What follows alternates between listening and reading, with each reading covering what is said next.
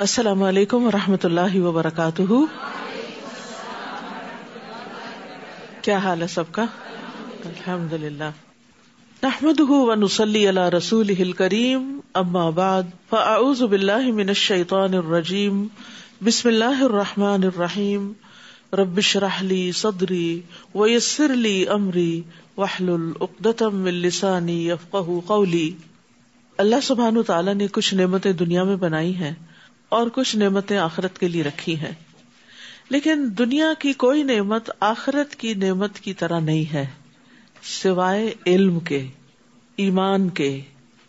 تو ایمان اور علم یہ دو چیزیں ایسی ہیں کہ جو آخرت کی نعمت کے مشابہ ہیں. یعنی انسان کے اندر جب ایمان آتا ہے اور ایمان جاگتا ہے تو دل کو جو حلاوت محسوس ہوتی ہے، جو خوشی محسوس ہوتی ہے، وہ خوشی انسان جنت میں بھی محسوس کرے گا اور اس ایمان کی وجہ سے محسوس کرے گا. اور اس کے علاوہ علم حاصل کرنے کے بعد جب انسان کے اندھیرے دور ہوتے ہیں، اس کو روشنی ملتی ہے، اس کے اندر اللہ سبحانہ تعالیٰ کی معرفت بڑھتی ہے، تو اس سے جو دل کو سکون اور قرار آتا ہے، یہ قرار اور یہ چین جنت میں بھی انسان کو نصیب ہوگا. علم دل کی زندگی ہے، علم کے بغیر دل مردہ ہے. امام ابن قیم کہتے ہیں اللہ سبحانہ تعالیٰ نے دلوں کے لیے علم کو ایسے بنایا جیسے زمین کے لیے بارش بنائی. تو جس طرح زمین کی زندگی بارش کے بغیر نہیں ہو سکتی، اسی طرح دل کی زندگی علم کے بغیر نہیں ہو سکتی. یعنی دل زندہ ہو ہی نہیں سکتا جب تک کہ انسان علم حاصل نہ کرے. 25واں پارہ. اعوذ باللہ من الشیطان الرجیم. بسم اللہ الرحمن الرحیم. الیہ یرد علم الساعة وما تخرج من ثمرات من اکمامها وما تحمل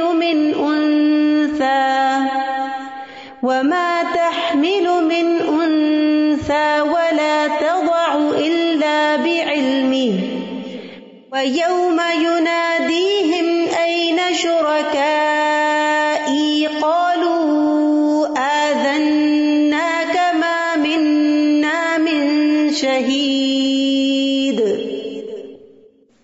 شروع کرتی ہوں اللہ کے نام سے جو بے انتہا مہربان نہایت رحم فرمانے والا ہے. قیامت کا علم اللہ ہی کی طرف لوٹایا جاتا ہے، اور جو بھی پھل اپنے شگوفے سے نکلتا ہے، یا کوئی مادہ جو حاملہ ہوتی ہے یا بچہ پیدا کرتی ہے، تو یہ سب کچھ اللہ کے علم سے ہوتا ہے. اور جس دن اللہ ان مشرکوں کو پکار کر پوچھے گا کہ کہاں ہے میرے شریک، تو وہ کہیں گے ہم آپ سے عرض کر چکے کہ آج ہم میں سے کوئی ایسی گواہی دینے والا نہیں، اور اس سے پہلے جنہیں وہ پکارا کرتے تھے ان سے گم ہو جائیں گے، اور وہ یقین کر لیں گے کہ اب ان کے لیے کوئی جائے پناہ نہیں ہے. یہاں پر اللہ سبحانہ تعالیٰ کے وسیع علم کا ذکر کیا جا رہا ہے، اور خاص طور پر ان امور کا ذکر کیا جا رہا ہے جن کا علم اللہ تعالیٰ کے ساتھ خاص ہے، جنہیں اس کے سوا کوئی نہیں جانتا. جس میں سب سے پہلے الیہ یرد علم الساعہ، یہ قیامت کا علم اسی کی طرف لوٹایا جاتا ہے. یعنی انبیاء، مرسلین، فرشتے، باقی ساری مخلوق اس بارے میں عاجز ہے اور اپنی بے بسی کا اقرار کرتے ہیں کہ کسی کو بھی یہ علم نہیں کہ قیامت کب آئے گی. اسی طرح جو پھل شگوفوں سے نکلتے ہیں، جن میں تمام درختوں کے پھل ہیں، جو شہروں میں ہوں، جنگلوں میں ہوں، آپ کے گھر میں لگے ہوئے ہوں، تو کسی بھی درخت پر کوئی بھی پھل جب لگتا ہے، آج کل وہ اسپراؤٹ نکل رہے ہیں نا، تو کوئی بھی اس میں سے شگوفہ پھوٹتا ہے اور اس میں سے پھر آگے کوئی پھل نکلتا ہے اور پھر وہ پکتا ہے، تو یہ سب کا سب اللہ کے علم سے ہوتا ہے. اسی طرح کوئی مادہ، کوئی فیمیل حاملہ نہیں ہوتی، چاہے بنی آدم میں سے ہو یا حیوانات میں سے ہو، مگر یہ کہ اللہ تعالیٰ کو پتا ہوتا ہے کہ کون کون کہاں پریگننٹ ہو گیا ہے. اور اسی طرح کوئی بچہ نہیں پیدا ہوتا، لیکن یہ کہ اللہ کے علم میں ہوتا ہے. تو یہاں یہ بات کہنے کا مقصد کیا ہے کہ اللہ تعالیٰ کا علم اتنا وسیع ہے، اس کے مقابلے میں لوگوں نے اللہ کے مد مقابل جو ہستیاں قرار دے رکھی ہیں، جن کو اللہ کا شریک قرار دیتے ہیں، تو وہ سب کیا علم رکھتے ہیں؟ کچھ بھی علم نہیں رکھتے. تو جس کے پاس علم ہی نہیں ہے وہ الہ بننے کا مستحق کیسے ہو سکتا ہے؟ اور قیامت کے دن اللہ سبحانہ تعالیٰ ان کے اس جھوٹ کو ظاہر کرنے کے لیے پکارے گا اور فرمائے گا اَیْنَ شُرَکَائِی، کہاں ہے میرے وہ شریک جن کو تم میرا شریک سمجھتے تھے، ان کی عبادت کرتے تھے، ان کی وجہ سے تم اہل ایمان سے جھگڑے کیا کرتے تھے، رسولوں کو جھٹلاتے تھے، ان سے عداوت رکھتے تھے. تو وہ کیا کہیں گے؟ وہ اس وقت ان سب کا انکار کر دیں گے اور وہ کہیں گے کہ ہم آپ سے کہہ چکے کہ ہم میں سے آج کوئی بھی اس بات کی گواہی نہیں دیتا کہ کوئی بھی اللہ کے سوا اور معبود ہو سکتا ہے. لیکن دنیا میں انسان کس قدر غافل ہے، کس قدر بے خبر ہے کہ وہ اس بات کو سمجھتا نہیں. اور وہاں چونکہ انہیں یہ یقین ہو جائے گا کہ اب اللہ سے بچانے والا کوئی بھی نہیں، کہیں سے کوئی مدد نہیں ملے گی، کوئی جائے پناہ نہیں، تو اس وجہ سے وہ سب کے سب جن کو وہ اپنا کچھ سمجھتے تھے وہ ان سے گم ہو جائیں گے اور وہ یقین کر لیں گے کہ اب وہ بچ نہیں سکتے. تو یہ بات جو کل قیامت کے دن انسان کہیں گے، جس کا اقرار کریں گے، اگر انسان دنیا میں اس بات کو سمجھ جائے، اس نقطے کو سمجھ جائیں کہ اللہ کے سوا کوئی بھی نہ پناہ دے سکتا ہے اور نہ ہی عبادت کے لائق ہے اور نہ ہی ہماری کوئی مشکل آسان کر سکتا ہے اور نہ ہی ہمارے کسی کام آ سکتا ہے. لا يسأم الانسان من دعاء الخير وان مسه الشر فيئوس قنوط. انسان اپنے لیے بھلائی کی دعا کرنے سے کبھی نہیں اکتاتا، اگر اسے کوئی تکلیف پہنچ جائے تو مایوس اور نہایت نا امید ہو جاتا ہے. تو انسان کا عام طور پر حال کیا ہے کہ اٹھتے بیٹھتے اپنے لیے خیر مانگتا رہتا ہے، اپنے لیے، اپنی اولاد کے لیے، اور بھلائی کی دعا کرنے سے کبھی تھکتا نہیں. یعنی انسان کو جو کچھ بھی مل جائے وہ اس پر قناعت نہیں کرتا، بلکہ وہ کیا چاہتا ہے، اس سے آگے اور بھی ملے اور ملے اور ملے. یعنی چاہے مال ہو، چاہے اولاد ہو، چاہے جاہ و منصب ہو، چاہے دنیا کی نعمتیں ہوں، ہم سب اگر غور کریں تو اگر ہمارے 10 سال پہلے اس سے حالات کمزور تھے تو اس وقت بھی ہم مزید مانگتے تھے، اور آج اگر بہتر ہے تو آج بھی اور مانگتے ہیں. تو یہ انسان کی فطرت میں ہے کہ وہ دنیا کی خیر کے حوالے سے کبھی بھی راضی نہیں ہوتا، وہ مزید مانگتا چلا جاتا ہے. نبی صلی اللہ علیہ وسلم نے فرمایا اگر ابن آدم کو ایک وادی سونے کی بھر کے دے دی جائے تو وہ دوسری کا خواہش مند ہو جائے گا کہ ایک اور مل جائے، اور اگر دوسری دے دی جائے تو تیسری کا خواہش مند ہوگا. اور ابن آدم کا پیٹ مٹی کے سوا اور کوئی چیز نہیں بھر سکتی، اور اللہ تعالیٰ اس کی توبہ قبول کرتا ہے جو توبہ کرے. وَلَئِنْ أَذَقْنَاهُ رَحْمَةً مِنَّا مِنْ بَعْدِ ضَرَّاءَ مَسَّتْهُ لَيَقُولَنَّ هَذَا لِي وَمَا أَظُنُّ السَّاعَةَ قَائِمَةً وَلَئِن رُجِعْتُ إِلَى رَبِّي إِنَّ لِي عِندَهُ لَلْحُسْنَى. اور اگر تکلیف پہنچنے کے بعد ہم اسے اپنی رحمت کا مزہ چکھائیں تو کہنے لگتا ہے کہ میں اسی کا مستحق تھا، I deserve it. اور میں نہیں سمجھتا کہ کبھی قیامت بھی آئے گی. یعنی دنیا کی رونقوں میں پھر انسان ایسے غافل اور مدہوش ہوتا ہے کہ اپنے انجام کو بھول جاتا ہے. اور اگر مجھے اپنے رب کے پاس جانا ہی پڑا تو وہاں بھی میرے لیے بھلائی ہی ہوگی، یہ اگر یہاں مل گیا تو وہاں کیوں نہیں ملے گا. ہم ایسے کافروں کو ضرور بتا دیں گے کہ وہ کیا کرتے تھے اور انہیں سخت عذاب کا مزہ چکھائیں گے. تو یہاں انسان کی 2 قبیح صفات کا ذکر کیا جا رہا ہے کہ اگر اسے تکلیف پہنچتی ہے تو مایوس ہونے لگتا ہے، اور اگر انسان کو کوئی نعمت ملتی ہے، خوشحالی پہنچتی ہے تو بھول جاتا ہے کہ انعام کس نے کیا. وہ خود تکبر کرنے لگتا ہے اور کہتا ہے کہ میں اس کا حقدار تھا. اور پھر یہ صفات اللہ تعالیٰ نے ان لوگوں کی بتائی کہ جو قیامت کو جھٹلاتے ہیں، یعنی اللہ کا انکار، آخرت کا انکار انسان کے اندر ایسی بد اخلاقی پیدا کر دیتا ہے. لیکن جو مومن ہوتا ہے وہ ہر حال میں اللہ کی طرف رجوع کرتا ہے اور حالات کی تنگی سے مایوسی کی طرف نہیں جاتا. وَإِذَا أَنْعَمْنَا عَلَى الْإِنسَانِ أَعْرَضَ وَنَأَىٰ بِجَانِبِهِ وَإِذَا مَسَّهُ الشَّرُّ فَذُو دُعَاءٍ عَرِيضٍ. اور جب ہم انسان پر انعام کرتے ہیں تو منہ موڑ لیتا ہے اور پہلو پھیر کے چل دیتا ہے. یعنی پھر وہ اپنی دولت کو، دنیا کی خوشحالی اور نعمتوں کو انجوائے کرنے کی طرف چل پڑتا ہے اور ان میں مصروف ہو جاتا ہے. اور جب کوئی تکلیف پہنچتی ہے تو لمبی چوڑی دعائیں مانگنے لگتا ہے. اور یہ ہم سب کا ہی حال ہے کسی نہ کسی درجے میں کہ تکلیف کے وقت جس طرح ہم اللہ تعالیٰ کو پکارتے ہیں اس طرح خوشحالی میں نہیں پکارتے. آپ ان سے پوچھئے بھلا دیکھو اگر یہ قرآن اللہ ہی کی طرف سے ہو اور تم نے اس کا انکار کر دیا تو اس شخص سے بڑھ کر گمراہ کون ہوگا جو اس کی مخالفت میں دور تک چلا گیا ہو. کیونکہ قرآن تو کتاب ہدایت ہے، اور اگر کوئی شخص اس کو ہی نہیں مانتا تو پھر اس کا حال کیا ہوگا؟ وہ گمراہی میں ہی بھٹکتا پھرے گا اور وہاں تک گمراہی میں جائے گا کہ جہاں سے واپسی کا کوئی راستہ نہ ہوگا اور کسی اور ذریعے سے اس کو ہدایت نہیں ملے گی.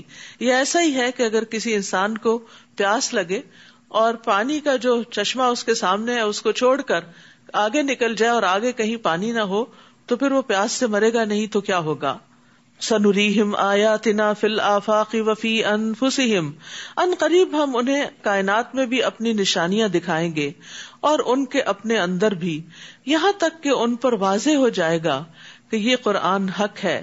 کیا یہ بات کافی نہیں کہ آپ کا رب ہر چیز پر گواہ ہے؟ یعنی اللہ سبحانہ تعالیٰ اپنی وحدانیت کی علامتیں، نشانیاں کائنات میں یعنی آسمانوں کے کناروں پر بھی اور خود انسان کے اپنے وجود کے اندر بھی دکھائے گا کہ یہ سب کچھ خود سے خود نہیں بنا، اس کا بنانے والا کوئی ہے اور وہ رب کریم کی ذات ہے. سن لو یہ لوگ اپنے رب کی ملاقات سے شک میں پڑے ہوئے ہیں، اور یہ بھی سن لو کہ اللہ ہر چیز کا احاطہ کیے ہوئے ہے. یہ جو بات ہے کہ اپنے رب کی ملاقات سے شک میں پڑے ہوئے ہیں، ہم سب بھی اپنے آپ سے پوچھیں کہ ہمیں یقین ہے کہ ایک دن اللہ کے سامنے جا کھڑے ہونا ہے، اور کیا ہم اس کے لیے دعائیں بھی کرتے ہیں کہ یا اللہ وہ ملاقات بہت خوشگوار ہو.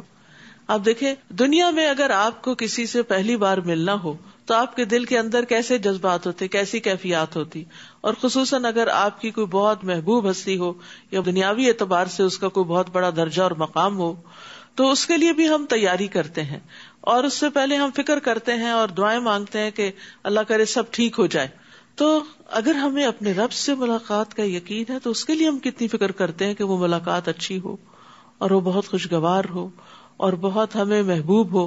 اس کے لیے دعائیں کرنی چاہیے کہ یا اللہ جب میں آپ سے ملوں تو آپ مجھ سے راضی ہو جائیں اور میں آپ کو دیکھ کر خوش ہو جاؤں. یعنی اس وقت اللہ تعالیٰ ناراض نہ ہو اور ہمارے اندر ایسا خوف نہ ہو کہ ہم مایوس ہو جائیں. لیکن جو شخص ملاقات کا یقین رکھتا ہے پھر وہ اس کے لیے تیاری کرتا ہے، کیونکہ جو ملاقات کی تیاری نہیں کرتا یہ ناسمجھی کی علامت ہے. عمر بن عبدالعزیز ممبر پر چڑھے، پھر اللہ کی حمد و ثنا بیان کی، پھر کہا اما بعد، اے لوگو، میں نے کسی نئے حکم کو جاری کرنے کے لیے تمہیں جمع نہیں کیا، لیکن میں نے اس معاملے میں غور کیا ہے جس کی طرف تم لوٹ کر جانے والے ہو، جس سے تمہاری ملاقات ہونے والی ہے. پھر انہوں نے کہا میں جان چکا ہوں کہ اس حکم کی تصدیق کرنے والا احمق ہے اور اس کی تکذیب کرنے والا ہلاک ہونے والا ہے. بس اتنا کہہ کے ممبر سے اتر گئے. تو ان کا یہ کہنا کہ اس کی تصدیق کرنے والا کہ اللہ سے ملاقات ہوگی وہ احمق ہے، کیا مطلب؟ یعنی جو اس کی تصدیق کرتا ہے پھر اسے چاہیے اس جیسا عمل بھی کرے، اتنی تیاری بھی کرے. یعنی جس درجے کی ہستی سے ملاقات ہے پھر اس طرح کی تیاری بھی مطلوب ہے، لیکن وہ ویسا عمل نہیں کرتا، نہ ہی اس سے ڈرتا ہے، نہ ہی اس کی ہولناکی سے خوف کھاتا ہے، حالانکہ وہ اس کی تصدیق بھی کرتا ہے، اس کے واقع ہونے کا یقین بھی رکھتا ہے. اس کے باوجود اپنے کھیل اور غفلت اور خواہشات اور گناہوں پہ اڑا رہتا ہے، تو اس اعتبار سے وہ احمق ہے. اور لغت میں احمق وہ ہوتا ہے جس کی عقل کمزور ہوتی ہے. تو اس سے کیا پتہ چلتا ہے کہ سمجھدار اور عقل مند لوگ کون ہیں؟ کہ جو اللہ کی ملاقات کی تیاری کریں عمل کر کے، اور اس کے لیے چھوٹے چھوٹے عمل بھی جو کریں تو کہا کریں اللہ یہ عمل میں صرف اور صرف تیرے لیے کر رہی ہوں تاکہ تو اس دن مجھے دیکھے تو مجھے بخش دے، مجھ سے راضی ہو جائے. کیونکہ بہت دفعہ ہم نیک کام کرتے بھی ہیں اور کر کے پھر احسان بھی جتاتے ہیں اور کر کے اس کو ضائع بھی کر دیتے ہیں. تو جو شخص اللہ کے لیے کرتا ہے وہ ہر حال میں مطمئن اور راضی ہوتا ہے کہ جس کے لیے میں نے کیا اس نے دیکھ لیا. سورۃ الشورى. بسم اللہ الرحمن الرحیم. حمیم عین سین قاف. كذلك يوحي قبلك الله العزيز الحكيم له ما في السماوات وما في الأرض وهو العلي العظيم. شروع کرتی ہوں اللہ کے نام سے جو بے انتہا مہربان نہایت رحم فرمانے والا ہے. حامیم عین سین قاف. اللہ جو زبردست اور حکمت والا ہے آپ کی طرف اور آپ سے پہلے رسولوں کی طرف اسی طرح وحی کرتا رہا ہے. آسمانوں اور زمین میں جو کچھ ہے سب اسی کا ہے اور وہ نہایت بلند اور عظمت والا ہے. جو کچھ یہ مشرکین کہتے ہیں قریب ہے کہ آسمان اوپر سے پھٹ پڑے اور فرشتے اپنے رب کی حمد کے ساتھ اس کی تسبیح کرتے ہیں اور زمین میں رہنے والوں کے لیے بخشش طلب کرتے رہتے ہیں. سن رکھو اللہ ہی بخشنے والا اور رحم کرنے والا ہے. اور جن لوگوں نے اللہ کے سوا سرپرست بنا رکھے ہیں اللہ ہی ان پر نگران ہے، آپ ان کے ذمہ دار نہیں. اور اسی طرح ہم نے آپ کی طرف یہ قرآن عربی زبان میں نازل کیا تاکہ آپ اہل مکہ اور اس کے گرد و پیش والوں کو ڈرائیں اور انہیں جمع ہونے کے دن سے بھی ڈرائیں جس کے واقع ہونے میں کوئی شک نہیں. اس دن ایک گروہ تو جنت میں جائے گا اور دوسرا دوزخ میں. اگر اللہ چاہتا تو انہیں ایک ہی امت رہنے دیتا، مگر جسے وہ چاہتا ہے اپنی رحمت میں داخل کرتا ہے، اور ظالموں کے لیے نہ کوئی کارساز ہوگا نہ مددگار. کیا ان لوگوں نے اللہ کے سوا دوسروں کو اپنا کارساز بنا رکھا ہے؟ حالانکہ کارساز تو صرف اللہ ہی ہے، یعنی کام بنانے والا، اور وہی مردوں کو زندہ کرے گا اور وہ ہر چیز پر قادر ہے. وَمَا اخْتَلَفْتُمْ فِيهِ مِنْ شَيْءٍ فَحُكْمُهُ إِلَى اللَّهِ. اور جس بات میں بھی تم اختلاف کرتے ہو اس کا فیصلہ کرنا اللہ کا کام ہے. دنیا میں آپ دیکھیے کہ ہر موضوع اور ہر ٹاپک پر لوگوں کا باہم اختلاف ہوتا ہے، چاہے وہ ریلیجن ہو، پالیٹکس ہو، فائنانس ہو، کوئی بھی چیز ہو، تو اس میں لوگوں کے خیالات نظریات مختلف ہوتے ہیں. لیکن دین کے معاملے میں جو اختلاف ہے اس کا اصل فیصلہ تو اللہ کرے گا. اس لیے ہمیشہ انسان کے اندر یہ حرص ہونی چاہیے کہ میں صحیح دلیل کو اپنا لوں، کسی قسم کی انا پرستی کا شکار نہ ہوں، کسی طرح کی اپنی خواہش نفس کا شکار نہ ہوں، چونکہ یہ بات میری مرضی کے خلاف جاتی اس لیے اس کو چھوڑ کے کوئی اور رستہ نکالو. اصل فیصلہ اللہ کرے گا کہ صحیح کیا تھا اور کیا نہیں. وہی اللہ میرا رب ہے، میں اسی پر بھروسہ کر چکا اور اسی کی طرف رجوع کرتا ہوں، جو آسمانوں اور زمین کو پیدا کرنے والا ہے، جس نے تمہارے لیے تمہاری اپنی جنس سے بھی جوڑے بنا دیے اور چوپایوں کے بھی اسی طرح. وہ تمہیں زمین میں پھیلاتا ہے، کوئی چیز اس جیسی نہیں. لیس کمثلہ شیء وہو السمیع البصیر. اور وہ سب کچھ سننے والا اور دیکھنے والا ہے. جب ہم یہ کہتے ہیں کہ اس جیسی کوئی چیز ہی نہیں تو پھر اللہ سبحانہ تعالیٰ کو مخلوق پر قیاس نہیں کرنا چاہیے. اللہ تعالیٰ کے لیے ایسی مثالیں نہیں بیان کرنی چاہیے جو مخلوق کے لیے ہوتی ہیں، کیونکہ اللہ تعالیٰ مخلوق میں سے چاہے انسان ہو، جن ہو، فرشتے ہوں، شجر حجر، کوئی بھی چیز ان میں سے کسی بھی چیز کی طرح نہیں ہے. تو اس لیے اللہ سبحانہ تعالیٰ کا کوئی امیج اس طرح کا نہ قائم کرے کہ جو کسی انسان یا کسی خود ساختہ چیز سے ملتا ہو. جب بھی کوئی چیز ذہن میں آپ کے، اللہ تعالیٰ ایسا نہیں ہے، وہ اس سے بہت بلند ہے، بہت عظیم ہے، بہت بہترین ہے، وہ میرے تصور میں نہیں آ سکتا. لیس کمثلہ شیء.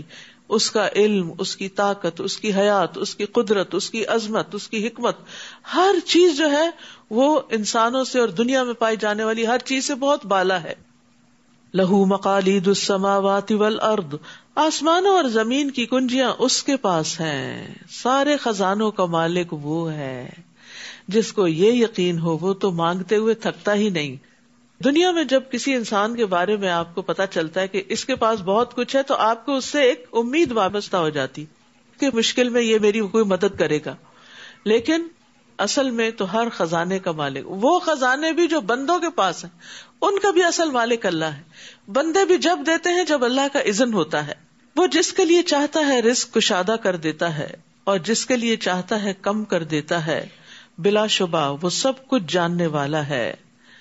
ابو ذر غفاری سے روایت ہے کہ نبی صلی اللہ علیہ وسلم اپنے رب تبارک و تعالی سے روایت کرتے ہیں کہ بے شک اللہ تعالیٰ فرماتا ہے، اور اس کو حدیث قدسی کہا جاتا ہے، اے میرے بندو تم سب گمراہ ہو سوائے اس کے جسے میں ہدایت دوں، پس تم مجھ سے ہدایت مانگو میں تمہیں ہدایت دوں گا۔ اے میرے بندو تم سب بھوکے ہو سوائے اس کے جسے میں کھلاؤں، تو تم مجھ سے کھانا مانگو میں تمہیں کھلاؤں گا۔ اے میرے بندو تم سب برہنہ ہو سوائے اس کے جسے میں لباس پہناؤں، تو تم مجھ سے لباس مانگو میں تمہیں لباس پہناؤں گا۔ اے میرے بندو تم سب دن رات گناہ کرتے ہو اور میں سارے گناہوں کو بخشتا ہوں، تو تم مجھ سے بخشش مانگو میں تمہیں بخش دوں گا۔ اے میرے بندو اگر تمہارے اولین و آخرین جن و انس ایک صاف چٹیل میدان میں کھڑے ہو کر مجھ سے مانگنے لگے اور میں ہر ایک کو جو وہ مجھ سے مانگے عطا کر دوں، تو پھر بھی میرے خزانوں میں کمی نہیں ہوگی مگر جتنی سمندر میں سوئی ڈال کر پانی نکالنے سے کمی آتی ہے۔ تو کیا کمی ہوتی؟ نتھنگ۔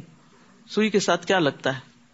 تو اس سے کیا پتہ چلتا ہے کہ چاہے مادی خزانے ہوں یا ہدایت کے ہوں یا اور ضروریات پوری کرنے کے لیے انسان جن چیزوں کا محتاج ہے، ہر چیز اللہ کے پاس ہے، اس لیے ہر چیز اسی سے مانگنی چاہیے، پہلا خیال اسی کا آنا چاہیے۔ صحابہ کرام کے جوتے کا تسمہ بھی ٹوٹتا تھا تو اللہ سے مانگتے تھے۔ جب اللہ سے ہم مانگ لیتے ہیں تو وہ کسی بندے کے دل میں خیال ڈال دیتا ہے نا کہ چاہو اس بندے کی مدد کرو، اور اس طرح ضروریات پوری ہو جاتی ہیں۔ لیکن بندہ جب بندوں سے مانگتا ہے تو ذلیل و خوار ہوتا ہے، ان کی نگاہوں میں گر جاتا ہے، اور جب اللہ سے مانگتا ہے تو عزت پاتا ہے، اللہ کی محبت پاتا ہے۔ شرع لکم من الدین ما وصی بہ نوحا، اس نے تمہارے لیے دین کا وہی طریقہ مقرر کیا جس کا نوح کو حکم دیا تھا، اور جو ہم نے آپ کی طرف وحی کیا ہے، اور جس کا ابراہیم، موسیٰ اور عیسیٰ کو حکم دیا تھا کہ دین کو قائم رکھو اور اس میں تفرقہ نہ ڈالنا۔ آپ ان مشرکین کو جس بات کی دعوت دیتے ہیں وہ ان پر گناہ گزرتی ہے، اللہ جسے چاہتا ہے اپنے لیے چن لیتا ہے اور اپنی طرف سے اسی کو راہ دکھاتا ہے جو اس کی طرف رجوع کرے۔ تو یاد رکھیے دین کے جو عقائد ہیں ان میں تمام انبیاء میں اتحاد تھا، بنیادی عقائد سارے انبیاء کے ہاں ایک ہی طرح کے تھے، یعنی اصول برابر کے تھے، اور ان کا آپس میں مضبوط رشتہ بھی تھا۔ نبی صلی اللہ علیہ وسلم نے فرمایا تمام انبیاء علیہم السلام باپ شریک بھائی ہیں اور ان کی مائیں مختلف ہیں، ان کا دین ایک ہی ہے اور ہمارے درمیان کوئی اور نبی نہیں ہے، یعنی نبوت سے جڑی ہوئی ہے، جس کو اللہ نے نبی بنایا بس وہی ہے۔ تو شریعتیں مختلف ہیں لیکن اصل دین اور عقائد ایک ہی طرح کے ہیں، اور یہی جو ایک دین ہے یعنی توحید کا دین، توحید کی دعوت، کبر علی المشرکین ما تدعوہم الیہ، یہ مشرکین پر بڑی بھاری گزرتی ہے جس کی طرف آپ ان کو دعوت دیتے ہیں، یعنی توحید سے مشرکین، ابلیس اور اس کے لشکروں اور اس کے فالوورز سب کا دل تنگ پڑتا ہے۔ یعنی جب ایک اللہ کی طرف لوگوں کو بلایا جاتا ہے جو غیر اللہ سے جڑے ہوئے ہوں تو وہ اس بات پر سخت افینڈ ہو جاتے ہیں، ناراض ہوتے ہیں اور غضبناک ہو جاتے ہیں۔ وَمَا تَفَرَّقُوا إِلَّا مِن بَعْدِ مَا جَاءَهُمُ الْعِلْمُ، ان لوگوں میں فرقہ بندی اس وقت پیدا ہوئی جبکہ اس سے پہلے ان کے پاس علم الہی آ چکا تھا، اور اس کی وجہ محض ان کی باہم ضد تھی، اور اگر آپ کے رب کی طرف سے ایک مقررہ مدت تک کا حکم پہلے سے طے شدہ نہ ہوتا تو ان کا فیصلہ کر دیا گیا ہوتا، اور ان کے بعد جو لوگ کتاب کے وارث ہوئے وہ ایسے شک میں پڑ گئے جو انہیں بے چین رکھتا ہے۔ تو تفرقہ بازی کی بھی اصل وجہ جو ہے وہ دنیا ہی ہے، کہ دنیا کی سرداری طلب کرنے کے لیے لوگ رسا کشی کرتے ہیں، ایک دوسرے پر سرکشی کرتے ہیں، اور پھر تفرقہ بازی کرتے ہوئے ظلم کرتے ہیں اور دنیا میں اپنا نام بنانا چاہتے ہیں۔ فَلِذَلِكَ فَادْعُ وَاسْتَقِمْ كَمَا أُمِرْتَ، لہٰذا آپ اسی دین کی دعوت دیجیے جو آپ کو حکم دیا گیا ہے، اور اس پہ ڈٹ جائیے اور ان کی خواہشات پر نہ چلیے، اور کہہ دیجیے کہ میں اس کتاب پر ایمان لایا جو اللہ نے نازل کی ہے، اور مجھے حکم دیا گیا ہے کہ میں تمہارے درمیان انصاف کروں۔ اللہ ہی ہمارا رب ہے اور تمہارا بھی، ہمارے لیے ہمارے اعمال اور تمہارے لیے تمہارے اعمال، ہمارے اور تمہارے درمیان کوئی جھگڑا نہیں۔ اللہ ہم سب کو قیامت کے دن جمع کر دے گا اور اسی کی طرف سب کو لوٹ کر جانا ہے۔ تو اہم بات یہ ہے کہ انسان ایمان لانے کے بعد اس پر قائم رہے، ڈٹ جائے اور مشکلات سے نہ گھبرائے. سفیان ثقفی سے مروی ہے کہ ایک شخص نے عرض کیا، یا رسول اللہ، مجھے اسلام کے حوالے سے کوئی ایسی بات بتا دیجئے کہ مجھے آپ کے بعد پھر کسی سے کچھ پوچھنے کی ضرورت نہ رہے. آپ نے فرمایا، پہلے اقرار کرو کہ میں اللہ پر ایمان لایا، پھر اس پر ہمیشہ ثابت قدم رہو. اس نے عرض کیا، میں کس چیز سے بچوں؟ آپ نے اپنی زبان کی طرف اشارہ کیا کہ زبان کو روک کے رکھو. تو بہرحال ایمان لانے کے بعد اہم ترین چیز کیا ہے کہ پھر اس کو مینٹین کیا جائے، اس پہ قائم رہا جائے. مشکلات کی وجہ سے، لوگوں کی تنقید کی وجہ سے گھبرا کر انسان پیچھے نہ ہٹے. ویسے بھی استقامت، ثابت قدمی اور کمٹمنٹ نبھانا یہ بہت اعلیٰ اخلاق میں سے ہے. رسول اللہ صلی اللہ علیہ وسلم فرمایا، ثابت قدم رہو اور اپنا اخلاق اچھا کرو. یعنی یہ دو چیزیں جو ہے یہ انسان کو فائدہ دیتی ہیں. نیکی کے کام کا ارادہ کیا، پھر اس کو کر گزرو. یہ نہیں ہوتا کہ آپ نیکی کرنے چلیں اور آپ کے راستے میں کوئی مشکل نہ آئے. آزمائش تو ضرور ہوگی، کسی نہ کسی طرف سے امتحان تو ضرور آئے گا. اور یہ امتحان کیوں آتا ہے؟ یہ اصل میں دیکھنے کے لیے آتا ہے اس بات کو کہ آپ کتنے سچے ہیں اپنے اس نیکی کے کام میں. کیا آپ واقعی اللہ سبحانہ وتعالیٰ کے لیے کر رہے ہیں، یا پھر آپ دکھاوے کی کر رہے ہیں، یا لوگوں کی نظر میں آنے کے لیے، یا کوئی اپنی شان بڑھانے کے لیے. کیونکہ جو شخص اللہ کے لیے کام کرتا ہے اس کی راہ میں کوئی چیز پھر حائل نہیں ہوتی، وہ چلتا چلا جاتا ہے اور اس راستے پر مرتے دم تک قائم رہتا ہے. اور جو دنیا کے کسی بھی مفاد کے لیے کام کرتا ہے، جب وہ دیکھتا ہے کہ مجھے وہ مفاد حاصل نہیں ہو رہا تو انسان پھر اس کام کو چھوڑ بھی دیتا ہے. جیسے دنیا میں آپ کوئی بزنس کرتے ہیں، وہ کامیاب نہ ہو تو آپ اسے چھوڑ کے کوئی اور شروع کر دیتے ہیں. تو ایسے ہی کچھ لوگ دین کا نام اس لیے لیتے ہیں کہ وہ بظاہر یہ شو کرتے ہیں کہ اللہ کے لیے کر رہے ہیں سب کچھ، لیکن مطلوب کچھ اور ہوتا ہے، اور جب وہ مطلب پورا نہیں ہوتا تو اس کام کو ہی چھوڑ دیتے ہیں. والذین یحاجون فی اللہ من بعد ما استجیب له حجتهم ضاہدۃ عند ربهم وعلیہم غضب ولہم عذاب شدید. اور جو لوگ اللہ کی ہستی کو تسلیم کر لیے جانے کے بعد اس کے بارے میں جھگڑا کرتے ہیں، ان کی حجت ان کے رب کے ہاں باطل ہے، ان پر اللہ کا غضب ہے اور ان کے لیے سخت عذاب ہے. اللہ ہی ہے جس نے حق کے ساتھ کتاب اور میزان نازل کی ہے، اور آپ کو کیا معلوم کہ شاید قیامت قریب ہی ہو. یعنی یہاں پر کتاب، میزان اور قیامت، ان تین چیزوں کا ذکر کیا گیا ہے، کیونکہ قیامت جو ہے وہ بدلے کا دن ہے، حساب کا دن ہے. تو اس سے پہلے انسان کو میزان یعنی انصاف سے کام لینا چاہیے، اور اس کے لیے انسان کو کتاب کا سہارا لینا چاہیے کہ کتاب پڑھنی چاہیے تاکہ وہ اس کو سیدھے راستے پر قائم رکھے. تو مراد اس سے یہ ہے کہ یہ سب کچھ اس لیے اللہ نے بھیجا، کتاب، میزان اور آخرت کا کانسیپٹ، تاکہ انسان کے اعمال درست ہوں اور پھر ان کا محاسبہ بھی کیا جائے. جو لوگ اس قیامت پر ایمان نہیں رکھتے وہ تو اس کے لیے جلدی مچاتے ہیں کہ نہ سمجھ جو ہے، اور جو ایمان لاتے ہیں وہ اس سے ڈرتے ہیں کہ اللہ قیامت آئے گی تو کیا ہوگا. اب جیسے مومن کا جو موت سے ڈر ہوتا ہے نا، وہ مختلف ہوتا ہے. وہ کس بات سے ڈرتا ہے؟ ابھی میں نے کچھ کیا نہیں، پتہ نہیں میرے ساتھ کیا ہوگا. وَيَعْلَمُونَ أَنَّهَا الْحَقُّ، اور وہ جانتے ہیں کہ وہ ایک حقیقت ہے.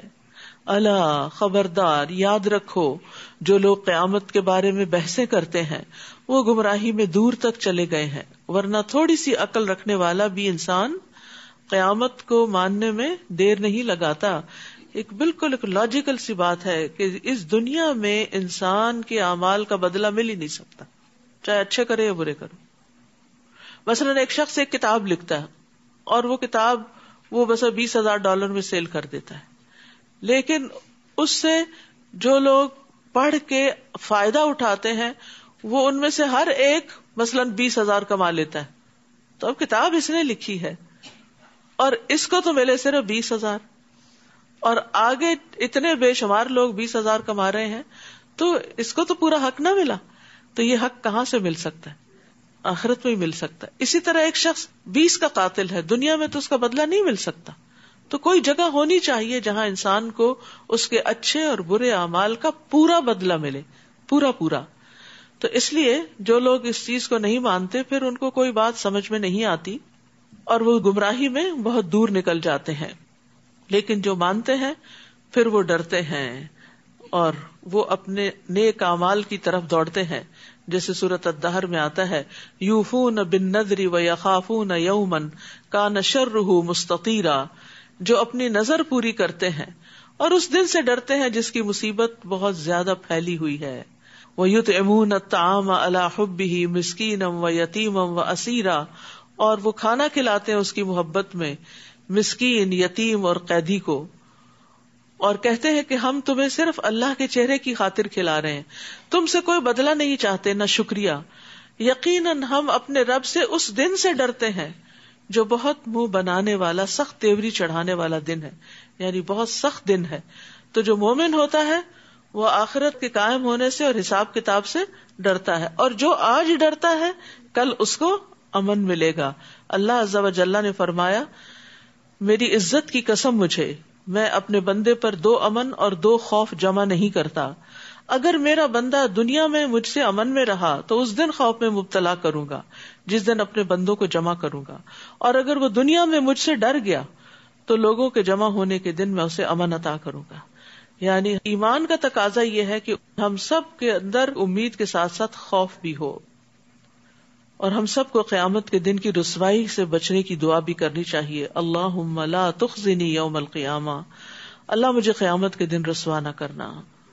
دنیا میں بھی انسان کو اپنی رسوائی کا بڑا ڈر ہوتا ہے، لیکن دنیا میں تو انسان کے جاننے والے چند محدود ہی ہوتے ہیں، ہوئی بھی کوئی رسوائی، کوئی بے عزتی ہوئی بھی تو چند لوگوں میں ہوگی، لیکن اس دن کی رسوائی تو پورے انسانوں کے سامنے ہوگی۔ اسی طرح قیامت کے دن کی تنگی سے بھی بچنے کی دعا کرنی چاہیے، اللہم انی اعوذ بک من ضیق الدنیا و ضیق یوم القیامہ، اے اللہ میں تیری پناہ مانگتا ہوں دنیا کی تنگی سے اور قیامت کے دن کی تنگی سے۔ جن لوگوں کو جیسے تنگ جگہوں پہ جانے کا ایک فوبیا سا ہوتا ہے نا، ان کو بھی یہ دعا پڑھنی چاہیے تاکہ ان کی گھبراہٹ دور ہو۔ اللہ لطیف بعبادہ یرزق من یشاء وہو القوی العزیز، اللہ بندوں پر بہت مہربان ہے، جسے جتنا چاہتا ہے رزق دیتا ہے، اور وہ طاقتور اور زبردست ہے۔ اللہ اللطیف ہے، اللہ اپنے بندوں پر بہت مہربان ہے، لیکن مہربانیوں کے انداز کیا ہے؟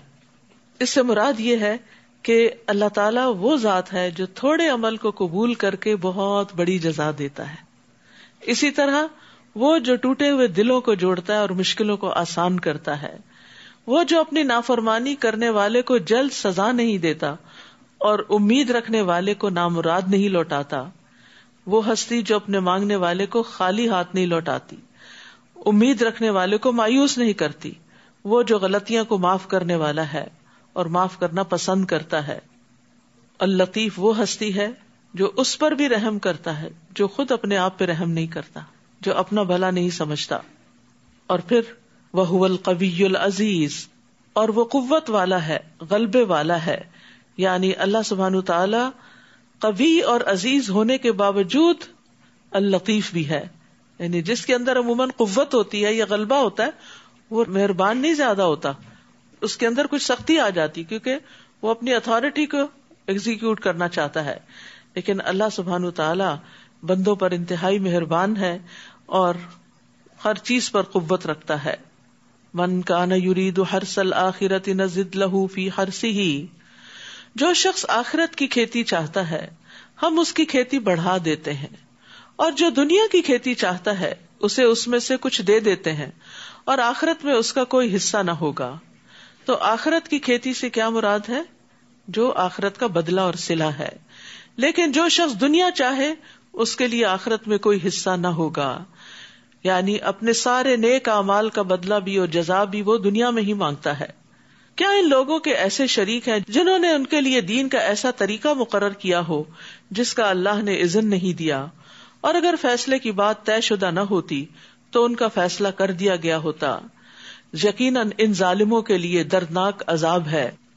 اس دن آپ دیکھیں گے کہ یہ ظالم اپنے اعمال سے ڈر رہے ہوں گے، مگر وہ عذاب ان پر واقع ہو کر رہے گا۔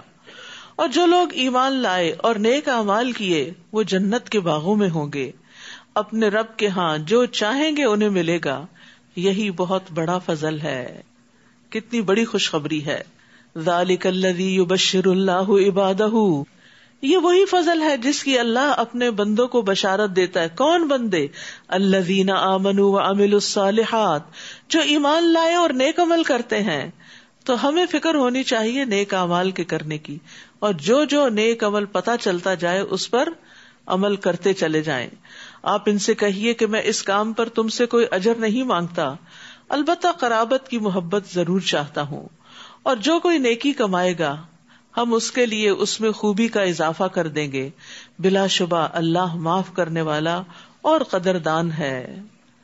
یہاں پر جو بات کی گئی ہے نا کہ میں تم سے اس کام پر کوئی اجر نہیں مانگتا بلکہ قرابت کی محبت ضرور چاہتا ہوں، اس کا مطلب یہ ہے کہ نبی صلی اللہ علیہ وسلم کی قریش کے ہر قبیلے کے ساتھ کوئی نہ کوئی رشتہ داری تھی، تو ان کے ہاں صلہ رحمی کا کانسیپٹ بھی بہت تھا. وہ اپنے کنبے قبیلے والوں کا خیال بھی بہت رکھتے تھے. تو نبی صلی اللہ علیہ وسلم ان کو سمجھا رہے ہیں کہ اگر تم ویسے مجھ سے اتفاق نہیں کرتے تو کم از کم اپنی رشتہ داری کا ہی لحاظ رکھو اور مجھے تکلیف نہ دو اور پریشان نہ کرو. ام یقولون افترى علی اللہ کذبا، کیا وہ یہ کہتے ہیں کہ اس نے اللہ پر جھوٹ باندھا ہے؟ بس اگر وہ چاہتا تو آپ کے دل پہ مہر کر دیتا، اور اللہ تو باطل کو مٹاتا اور اپنے کلمات سے حق کو حق ثابت کرتا ہے. بلا شبہ وہ دلوں کے راز تک جانتا ہے. وَهُوَ الَّذِي يَقْبَلُ التَّوْبَةَ عَنْ عِبَادِهِ وَيَعْفُو عَنِ السَّيِّئَاتِ وَيَعْلَمُ مَا تَفْعَلُونَ، اور وہی تو ہے جو اپنے بندوں کی توبہ قبول کرتا ہے اور ان کی برائیوں کو معاف کر دیتا ہے، اور جو کچھ تم کرتے ہو وہ اسے جانتا ہے. تو یہاں اللہ سبحانہ تعالیٰ کی ایک اور خوبصورت صفت بیان کی گئی ہے کہ وہ اپنے بندوں پر نرمی اور مہربانی کرنے والا ہے، ان کی غلطیوں کو معاف کر دیتا ہے. واللہ یعدکم مغفرۃ منہ وفضلا، اور اللہ اپنی طرف سے بڑی بخشش اور فضل کا وعدہ کرتا ہے. واللہ واسع علیم، اور اللہ وسعت والا سب کچھ جاننے والا ہے. اللہ اپنے بندوں کی توبہ سے خوش ہوتا ہے اور بار بار گناہوں کے باوجود اللہ تعالیٰ معاف کر دیتا ہے، اور پھر یہاں تک کہ اللہ تعالیٰ برائیوں سے درگزر کر کے ان کو نیکیوں میں بدل دیتا ہے. اتنا مہربان اور کون ہوگا. اور اس سلسلے میں ایک بڑی خوبصورت روایت ملتی ہے. ابو طویل کہتے ہیں کہ وہ نبی صلی اللہ علیہ وسلم کے پاس آئے اور کہا، ایسے آدمی کے بارے میں آپ کا کیا خیال ہے جس نے سارے گناہوں کا ارتکاب کیا ہو، کوئی گناہ چھوڑا ہی نہ ہو، اور اس سلسلے میں اس نے اپنی چھوٹی بڑی ہر خواہش پوری کر لی ہو، کیا اس کے لیے بھی کوئی توبہ ہے؟ آپ نے فرمایا، کیا تم مسلمان ہو گئے ہو؟ اس نے کہا، اشہد ان لا الہ الا اللہ وانک رسول اللہ. آپ نے فرمایا، تم عمل صالح کرتے رہو اور برائیوں کو چھوڑ دو، اللہ تمہارے سارے گناہوں کو نیکیوں میں بدل دے گا. یعنی اسلام سے پہلے جو تم نے گناہ کیے تھے وہ بھی نیکیاں بن جائیں گے. اس نے کہا، میرے سارے دھوکے اور بدکاریاں بھی؟ پشیمان تھا نا، یہی ندامت ہوتی ہے، اور اس بات کو ایکسپٹ کرنا کہ میں غلط کر رہا تھا. آپ نے فرمایا ہاں. پھر اس شخص نے اللہ اکبر کہا، اور جب تک وہ نظروں سے اوجھل نہ ہو گیا مسلسل تکبیر پڑھتا رہا کہ اللہ بہت بڑا ہے. تو بات یہ ہے کہ اللہ یہ دیکھتا ہے کہ آپ کی توبہ سچی کتنی ہے اور آپ اپنے گناہوں پہ شرمندہ کتنے ہیں. کیونکہ دو طرح کی توبہ ہوتی ہے نا، ایک سچے لوگوں کی توبہ ہوتی ہے اور ایک جھوٹے لوگوں کی ہوتی ہے. سچی توبہ یہ ہوتی ہے کہ انسان پھر ان گناہوں سے نفرت کرتا ہے، ان کی طرف پلٹ کے نہیں جاتا اور جانا بھی نہیں چاہتا، اور یہ کہتا ہے میں نے غلط کیا. ان گناہوں پہ اس کو ندامت ہوتی ہے، وہ روتا ہے. اور جھوٹی توبہ کیا ہے کہ جب کوئی کہے توبہ کر لو تو انسان زبان ہلا دے کہ توبہ میری توبہ، اور اگلے ہی لمحے پھر کوئی غلط بات کر دے. ادھر سے توبہ کرے اور ادھر سے جھوٹ بولے، ادھر سے توبہ کرے اور ادھر سے غیبت کرے. تو یہ جھوٹے لوگوں کی توبہ ہوتی ہے. تو اس لیے کہیں دھوکہ نہ کھائیں کہ جھوٹی توبہ سے بھی یہی ملے گا جو اس شخص کی سچی توبہ سے اس کو خوشخبری ملی.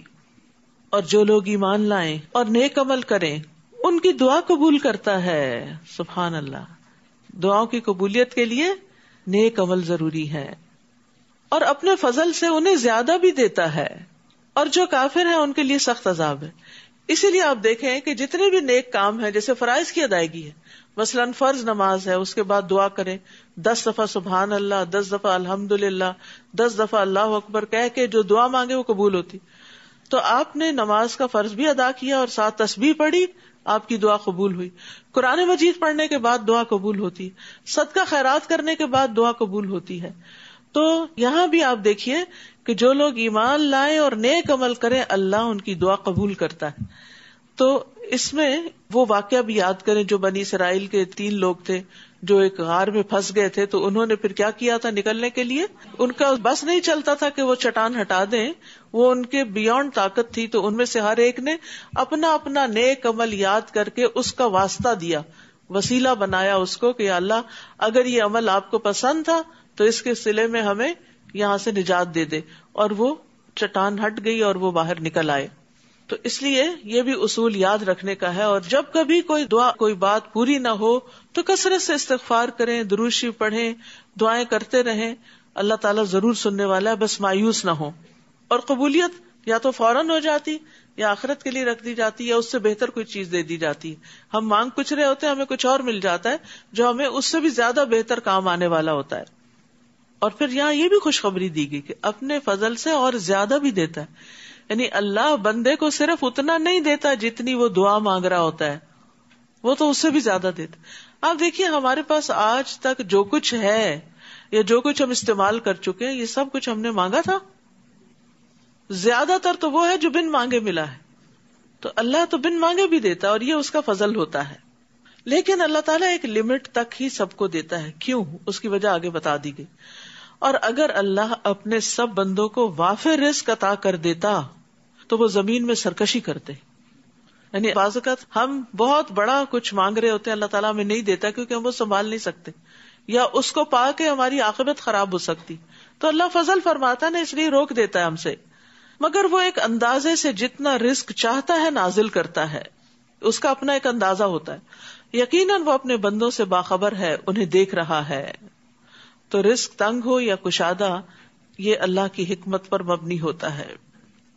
یعنی اللہ بندے کی حالت کو جانتا ہے کہ اگر اس پہ رزق فراخ کر دیا میں نے تو یہ کس خرابی میں مبتلا ہو جائے گا. اور اسی طرح بعض اوقات بندے کی اصلاح کے لیے، اس کو ڈسپلن کرنے کے لیے اس سے دنیا کو لپیٹ دیتا ہے. تو رزق کی تنگی نہ ذلت کا سبب ہے اور نہ رزق کی فراخی فضیلت کا سبب ہے. فضیلت کا سبب تو تقویٰ ہے کہ کون اللہ سے کتنا ڈرتا ہے، کون گناہوں سے کتنا بچتا ہے. اور وہی تو ہے جو لوگوں کے مایوس ہو جانے کے بعد بارش برساتا ہے اور اپنی رحمت عام کر دیتا ہے. اور وہی کارساز ہے، حمد کے لائق ہے. اور اس کی نشانیوں میں ایک نشانی اس کا آسمانوں، زمین اور ان جانداروں کا پیدا کرنا ہے جو اس نے ان میں پھیلا دیے ہیں، اور وہی جب چاہے انہیں اکٹھا کر لینے پر بھی قادر ہے. اور تمہیں جو مصیبت بھی آتی ہے تمہارے اپنے ہی ہاتھوں کی کمائی کے سبب آتی ہے، اور وہ تمہارے بہت سے گناہوں سے درگزر بھی کر جاتا ہے. یہ بھی یاد رکھنے کی بات ہے کہ تمہیں جو مصیبت آتی ہے تمہاری اپنی غلطیوں کی وجہ سے آتی ہے، اور نہ تم اسے زمین میں عاجز کر سکتے ہو کہ تمہیں سزا نہ دے سکے. اور اللہ کے سوا نہ تمہارا کوئی کارساز ہے نہ مددگار. اور اس کی نشانیوں میں سے وہ کشتیاں ہیں جو سمندر میں پہاڑوں کی طرح نظر آتی ہیں. اگر وہ چاہے تو ہوا کو ساکن کر دے اور وہ کشتیاں سطح سمندر پر کھڑی کی کھڑی رہ جائیں. اس میں بھی ہر صبر کرنے والے اور شکر گزار کے لیے کئی نشانیاں ہیں. تو خوف میں صبر اور نجات میں شکر ادا کرنا. یا ان کے برے اعمال کے سبب کشتیوں کو تباہ کر دے اور وہ بہت سے لوگوں کو معافی کر دیتا ہے، یعنی ان کے گناہوں کے باوجود ان کی کشتیوں کو ڈبوتا نہیں. اور ان لوگوں کو جو ہماری آیات میں جھگڑا کرتے ہیں یہ معلوم ہو جائے کہ ان کے لیے کوئی پناہ کی جگہ نہیں. فما اوتیتم من شیء فمتاع الحیاۃ الدنیا وما عند اللہ خیر وابقى للذین آمنوا وعلی ربہم یتوکلون. تمہیں جو کچھ بھی دیا گیا ہے وہ دنیا کی زندگی کا سر و سامان ہے، اور جو کچھ اللہ کے ہاں ہے وہ بہتر اور باقی رہنے والا ہے. وہ ان لوگوں کے لیے ہے جو ایمان لائے اور اپنے رب پر بھروسہ کرتے ہیں. یعنی تم نے کچھ دعائیں مانگی، وہ آخرت کے لیے جمع ہو گئی، وہ زیادہ بہترین صلے کے طور پر ملے گی. اور وہ جو بڑے بڑے گناہوں اور بے حیائی کے کاموں سے بچتے ہیں اور جب انہیں غصہ آ جائے تو معاف کر دیتے ہیں. غصہ آئے تو معاف کر دیتے ہیں. تو گناہ کیا ہوتا ہے؟ یہاں گناہ اور فواحش اور غضب کی بات کی گئی ہے، اور بڑے گناہ. رسول اللہ صلی اللہ علیہ وسلم نے فرمایا گناہ وہ ہے جو تمہارے دل میں کھٹکے اور تم لوگوں کا اس پہ مطلع ہونا پسند نہ کرو، یعنی جو چیز تم لوگوں سے چھپانے لگ جاؤ. اور پھر بڑے گناہوں کی یہاں بات کی گئی، لیکن چھوٹے چھوٹے گناہ بھی کٹھے ہو جائے تو انسان کو ہلاک کر دیتے ہیں. انس کہتے ہیں تم ایسے ایسے عمل کرتے ہو جو تمہاری نظر میں بال سے زیادہ باریک ہیں، تم ان کو حقیر سمجھتے ہو، اور ہم لوگ نبی صلی اللہ علیہ وسلم کے زمانے میں ان گناہوں کو ہلاک کر دینے والا سمجھتے تھے. تو اس لیے انسان کو ہر گناہ سے بچنے کی دعا کرنی چاہیے، خصوصاً فواحش سے. اور پھر غصے کے وقت معاف کر دیتے، یہ بہت بڑی کوالٹی ہے، یہ ہر شخص کے بس کی بات نہیں. سب سے پہلی بات تو یہ کہ انسان کو ہر چھوٹی بڑی بات پہ غصہ کرنا ہی نہیں چاہیے، کیونکہ ایسا کرنا اپنے آپ کو نقصان دینا ہے. اور جو شخص غصہ نہ کرے وہ اللہ سبحانہ وتعالیٰ کے غضب سے بچ جاتا ہے. ایک شخص نے پوچھا اللہ کے رسول مجھے اللہ کے غضب سے کون سی چیز بچا سکتی ہے کہ اللہ مجھ پہ ناراض نہ ہو؟ آپ نے فرمایا تم غصہ نہ کرو، تم دوسروں پہ غصہ نہ کرو، اللہ تعالیٰ تم پہ غصہ نہیں کریں گے. اور یاد رکھیے غصہ سارے شر جمع کر دیتا ہے. ایک شخص نے عرض کیا اللہ کے رسول مجھے کوئی نصیحت کیجیے. آپ نے فرمایا غصہ نہ کیا کرو. وہ شخص کہتا ہے کہ میں نے آپ کے فرمان پہ غور کیا تو جان لیا کہ غصہ ہر قسم کے شر کو جمع کرتا ہے. یعنی جب غصہ آتا ہے تو بدگمانی بھی ہوتی ہے، انسان برا بھلا بھی دوسروں کو کہتا ہے، ناراض بھی ہوتا ہے، لڑائی ڈال دیتا ہے، جھگڑے فساد اور بعض اوقات قتل و غارت تک بھی نوبت غصے کی وجہ سے پہنچتی ہے. والذین استجابوا لربہم واقاموا الصلاۃ، وہ جو اپنے رب کا حکم مانتے ہیں اور نماز قائم کرتے ہیں اور ان کے کام باہمی مشورے سے طے پاتے ہیں اور جو رزق ہم نے انہیں دیا ہے اس میں سے خرچ کرتے ہیں. تو یہاں پر مشورے کی اہمیت پتہ چلتی ہے کہ اللہ سبحانہ وتعالیٰ اہل ایمان کی صفات میں سے ایک صفت یہ بتاتے ہیں کہ وہ باہم مشورہ کرتے ہیں. مشورہ جو ہے وہ انسان کو بہتری کی طرف لے جاتا ہے. حسن کہتے ہیں اللہ کی قسم جب کسی قوم نے مشورے کا طریقہ اختیار کیا تو جو کچھ ان کے پاس موجود ہے اس میں سے سب سے بہتر چیز کی طرف ان کی رہنمائی کی گئی، اور پھر انہوں نے اسی آیت کی تلاوت کی. خود نبی صلی اللہ علیہ وسلم کی زندگی میں ہم دیکھتے ہیں کہ آپ اپنے صحابہ سے، اپنے قریبی ساتھیوں سے مشورے کیا کرتے تھے. ابن عمر کہتے ہیں کہ مسلمان جب مدینہ آئے تو نماز کے لیے نماز کے وقت کا اندازہ کر کے جمع ہوتے تھے، یعنی سورج کے ڈھلنے وغیرہ کو دیکھ کے. اس وقت نماز کے لیے اعلان نہیں ہوتا تھا. تو ایک دن مسلمانوں نے اس بارے میں گفتگو کی کہ کچھ سوچنا چاہیے کہ اعلان ہو نماز کا. بعض نے کہا عیسائیوں کی طرح ناقوس بنا لو، بعض نے کہا یہودیوں کی طرح بگل بنا لو اور ایک نرسنگا رکھ لیا جائے. حضرت عمر نے کہا تم ایسا آدمی کیوں نہیں مقرر کر دیتے جو نماز کی اطلاع دے؟ تو رسول اللہ صلی اللہ علیہ وسلم نے فرمایا اے بلال اٹھو نماز کے لیے پکارو. حالانکہ یہ ایک عبادت ہے، لیکن اس میں بھی نبی صلی اللہ علیہ وسلم نے ساتھیوں سے مشورہ کیا. اور پھر اس میں ایک بہت بڑا فائدہ یہ ہوتا ہے کہ جو لوگ مشورے میں شریک ہوتے ہیں وہ اپنے آپ کو اہم سمجھتے ہیں کہ ہمیں امپورٹنس دی گئی ہے، اور یہ چیز ٹیم کو مضبوط کرتی ہے. اسی طرح جتنے لوگ مشورہ دینے میں شامل ہوتے ہیں ان کے اندر ایک مضبوط احساس ذمہ داری پیدا ہو جاتا ہے کہ ہمیں اس کام کو اب مل کے نبھانا بھی ہے. لوگوں کے اندر ایک موٹیویشن کا لیول آتا ہے، اور گروپ کے اندر جو تجربہ کار لوگ ہوتے ہیں ان کے مشورے سے کوئی بہتر فیصلہ ہوتا ہے.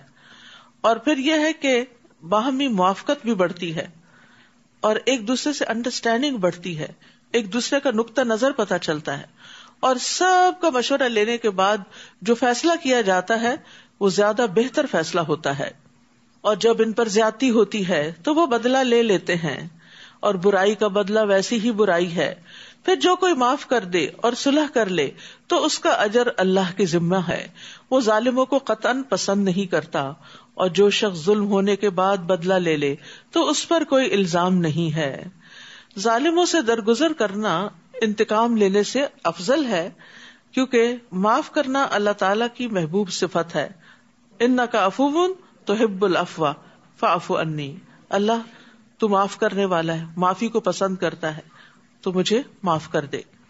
نبی صلی اللہ علیہ وسلم اپنی ذات کے لیے کسی سے انتقام نہیں لیتے تھے، لیکن اگر کوئی اللہ کی حد ٹوٹتی تھی تو وہاں پر آپ انتقام لیتے تھے. تو اس کا مطلب یہ ہے کہ اگر کوئی چیز پرسنل آپ کو نقصان دے رہی ہے تو اس پہ آپ معاف کر سکتے ہیں، لیکن اگر کوئی اجتماعیت کو نقصان دے رہی ہے تو آپ ڈسپلن بھی کر سکتے ہیں. تو معاف کرنے سے بڑا فائدہ کیا ہوتا ہے؟ اللہ تعالیٰ معاف کر دیتا ہے. نبی صلی اللہ علیہ وسلم نے منبر پر فرمایا رحم کرو تم پہ رحم کیا جائے گا، تم معاف کر دو اللہ تمہیں معاف کر دے گا. انما السبیل علی الذین یظلمون الناس، الزام تو ان لوگوں پر ہے جو لوگوں پر ظلم کرتے ہیں اور زمین میں ناحق زیادتی کرتے ہیں، ایسے ہی لوگوں کے لیے دردناک عذاب ہے. یعنی ظالم جو ہے وہ عذاب کا پھر مستحق بن جاتا ہے، اگرچہ دنیا میں لوگ اس کو معاف کر دیں یا بدلہ نہ بھی لے، لیکن قیامت کے دن اس کی پکڑ ہوگی. اور جو شخص صبر کرے اور معاف کر دے تو یہ بڑی ہمت کا کام ہے.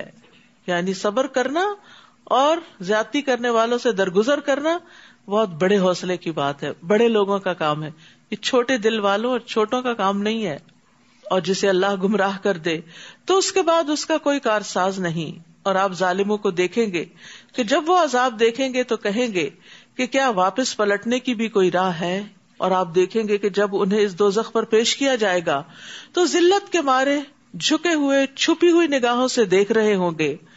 اور جو لوگ ایمان لائے تھے وہ کہیں گے کہ اصل میں خسارہ اٹھانے والے وہ لوگ ہیں جنہوں نے قیامت کے دن اپنے آپ کو اور اپنے گھر والوں کو خسارے میں رکھا. سن لو، ظالم لوگ دائمی عذاب میں رہیں گے.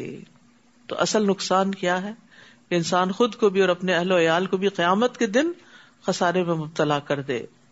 اور ان کے کوئی حمایتی نہ ہوں گے جو اللہ کے مقابلے میں ان کی مدد کریں. اور جسے اللہ گمراہ کر دے اس کے لیے بچاؤ کی کوئی راہ نہیں. اس دن کے آنے سے پہلے پہلے اپنے رب کا حکم مان لو جس کے ٹلنے کی کوئی صورت اللہ کی طرف سے نہیں. اس دن تمہارے لیے کوئی جائے پناہ نہ ہوگی اور نہ تم انکار کر سکو گے. یعنی انسان کو عمل اس وقت سے پہلے کر لینا چاہیے. آج عمل کا وقت ہے، کل جزا کا وقت ہے. پھر اگر وہ منہ موڑے یعنی عمل نہ کرے تو ہم نے آپ کو ان پر نگران بنا کر نہیں بھیجا. ہر شخص اپنے اپنے کام کا خود ذمہ دار ہے. آپ کے ذمے تو صرف پہنچا دینا ہے. اور جب ہم انسان کو اپنی رحمت کا مزہ چکھاتے ہیں تو وہ پھول جاتا ہے، اور اگر انہی کی بد عملیوں کے سبب کوئی تکلیف پہنچے تو اس وقت ناشکرا ہی ثابت ہوا ہے. للہ ملک السماوات والارض، آسمانوں اور زمین کی بادشاہت اللہ کے لیے ہے. وہ جو چاہے پیدا کرتا ہے، جسے چاہے لڑکیاں عطا کرتا ہے اور جسے چاہے لڑکے. بیٹیوں کا ذکر یہاں پہلے کیا گیا ہے. بیٹیوں کی تربیت کرنا اور ان سے اچھا سلوک کرنا یہ بہت بڑے نیک اعمال میں سے ہے. یا لڑکے اور لڑکیاں ملا کر دیتا ہے اور جسے چاہے بانجھ بنا دیتا ہے. یقیناً وہ سب کچھ جاننے والا، قدرت والا ہے. اب دیکھیے کہ اللہ تعالیٰ نے مختلف طرح کے انسان پیدا کیے. آدم علیہ السلام جن کے ماں اور باپ دونوں نہیں تھے، حوا علیہ السلام جن کی ماں نہیں تھی، وہ حضرت آدم سے پیدا ہوئی تھی. پھر سارے انسان جن کے ماں باپ ہوتے، پھر عیسیٰ علیہ السلام جن کے باپ نہیں تھے اور ماں تھی. تو یہ سب اللہ کی قدرت کی نشانیاں ہیں. وہ جیسے چاہے پیدا کر سکتا ہے کیونکہ وہی خلاق عظیم ہے. اور کسی انسان کے لیے ممکن نہیں کہ وہ اللہ سے روبرو بات کرے، آمنے سامنے. البتہ یہ وحی کی صورت میں یا پردے کے پیچھے سے ہو سکتی ہے، یا وہ کوئی فرشتہ بھیجتا ہے اور وہ اللہ کے حکم سے جو چاہتا ہے وہی کرتا ہے. وہ یقیناً بلند اور حکمت والا ہے. اور اسی طرح ہم نے اپنے حکم سے ایک روح آپ کی طرف وحی کی. اس سے پہلے آپ نہیں جانتے تھے کہ کتاب کیا چیز ہے، ایمان کیا ہوتا ہے، لیکن ہم نے اس روح کو ایک روشنی بنا دیا. ہم اپنے بندوں میں سے جسے چاہیں اس روشنی سے راہ دکھا دیتے ہیں، اور بلا شبہ آپ سیدھی راہ کی طرف رہنمائی کر رہے ہیں. تو یاد رکھیے یہ روح کیا ہے، یہ وحی ہے، قرآن ہے. قرآن دلوں کا موسم بہار ہے. جس طرح بارش برستی ہے تو زمین پھبک اٹھتی ہے، اسی طرح دل پہ وحی کی بارش ہوتی ہے تو دل کھل اٹھتا ہے. اور ویسے بھی تلاوت کا اہتمام جو ہے وہ انسان کے لیے آسمان میں باعث رحمت اور زمین میں باعث تذکرہ ہے. صراط اللہ الذی لہ ما فی السماوات و ما فی الارض الا الی اللہ تصیر الامور. اس اللہ کی راہ کی طرف جو آسمانوں اور زمین میں موجود ہر چیز کا مالک ہے. یاد رکھو سارے معاملات ہی اللہ کی طرف لوٹتے ہیں. سورۃ الزخرف. بسم اللہ الرحمن الرحیم. حامیم والکتاب المبین. انا جعلناہ قرآنا عربیا لعلکم تعقلون. وَإِنَّهُ فِي أُمِّ الْكِتَابِ لَدَيْنَا لَعَلِيٌّ حَكِيمٌ. شروع کرتی ہوں اللہ کے نام سے جو بے انتہا مہربان نہایت رحم فرمانے والا ہے. حامیم. اس واضح کتاب کی قسم کہ ہم نے اسے عربی زبان کا قرآن بنایا تاکہ تم اس کو سمجھ سکو. یعنی عربی زبان میں ہی یہ قوت تھی کہ وہ اس کے مفہوم کو ادا کر سکے، کوئی اور زبان اس قابل نہ تھی. بلا شبہ یہ قرآن ام الکتاب لوح محفوظ میں درج ہے، جو ہمارے پاس بڑی بلند مرتبہ اور حکمت والی کتاب ہے. تو کیا ہم تمہیں درگزر کرتے ہوئے تمہاری طرف یہ ذکر بھیجنا چھوڑ دیں صرف اس لیے کہ تم حد سے بڑھے ہوئے لوگ ہو؟ اور ہم نے پہلی قوموں میں بھی کتنے ہی رسول بھیجے، اور جب بھی ان کے پاس کوئی نبی آیا تو انہوں نے اس کا مذاق ہی اڑایا، تو ہم نے انہیں ہلاک کر دیا حالانکہ وہ ان سے زیادہ طاقتور تھے. اور پہلے لوگوں میں ایسی کئی مثالیں گزر چکی ہیں. اور اگر آپ ان سے پوچھیں کہ آسمانوں اور زمین کو کس نے پیدا کیا تو یقیناً کہیں گے کہ انہیں اللہ نے پیدا کیا، جو بڑا زبردست اور سب کچھ جاننے والا ہے، جس نے تمہارے لیے زمین کو گہوارہ بنایا اور اس میں تمہارے لیے راستے بنا دیے تاکہ تم اپنی منزل تک پہنچنے کے لیے راہ پا سکو، اور جس نے ایک خاص مقدار میں آسمان سے پانی اتارا، پھر ہم نے اس سے مردہ زمین کو زندہ کر دیا. اس طرح تم بھی زمین سے نکالے جاؤ گے، یعنی قیامت آئے گی تو زمین سے اسی طرح تم بھی پیدا ہو جاؤ گے. اور جس نے تمام مخلوق کے جوڑے بنائے، نیز تمہارے لیے کشتیاں اور چوپائے بنائے جن پر تم سوار ہوتے ہو تاکہ تم ان کی پشت پر جم کر بیٹھ سکو. پھر جب اس پر ٹھیک طرح بیٹھ جاؤ تو اپنے رب کا احسان یاد کرو اور کہو، پاک ہے وہ ذات جس نے ہمارے لیے اسے مطیع کر دیا اور ہم تو اسے قابو میں نہ لا سکتے تھے، اور بلا شبہ ہم اپنے رب کی طرف لوٹنے والے ہیں. تو سواری پر بیٹھ کر یہ دعا پڑھی جاتی ہے، سبحان الذی سخر لنا ھذا وما كنا له مقرنین وانا الی ربنا لمنقلبون.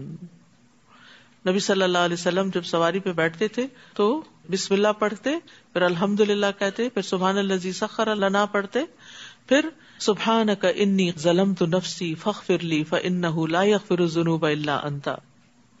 اور پھر یہ ہے کہ انسان جس بھی وجہ سے سفر کے لیے نکلے اس سفر میں اپنے رب کو یاد کرتا رہے. یہ نہیں کہ صرف سواری پہ بیٹھتے ہوئے سواری کے دوران بھی، بلکہ آپ اپنے بہت سے اذکار جو ہیں، جو دن کے آپ نے باندھی ہوئی ہیں تسبیحات، وہ سفر میں روزانہ کے رائڈ میں آتے جاتے ان کو مکمل کر سکتے ہیں.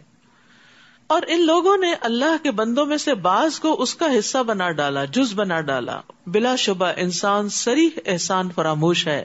کیا اس نے اپنی مخلوق میں سے اپنے لیے بیٹیاں پسند کی اور تمہیں بیٹوں سے نوازا؟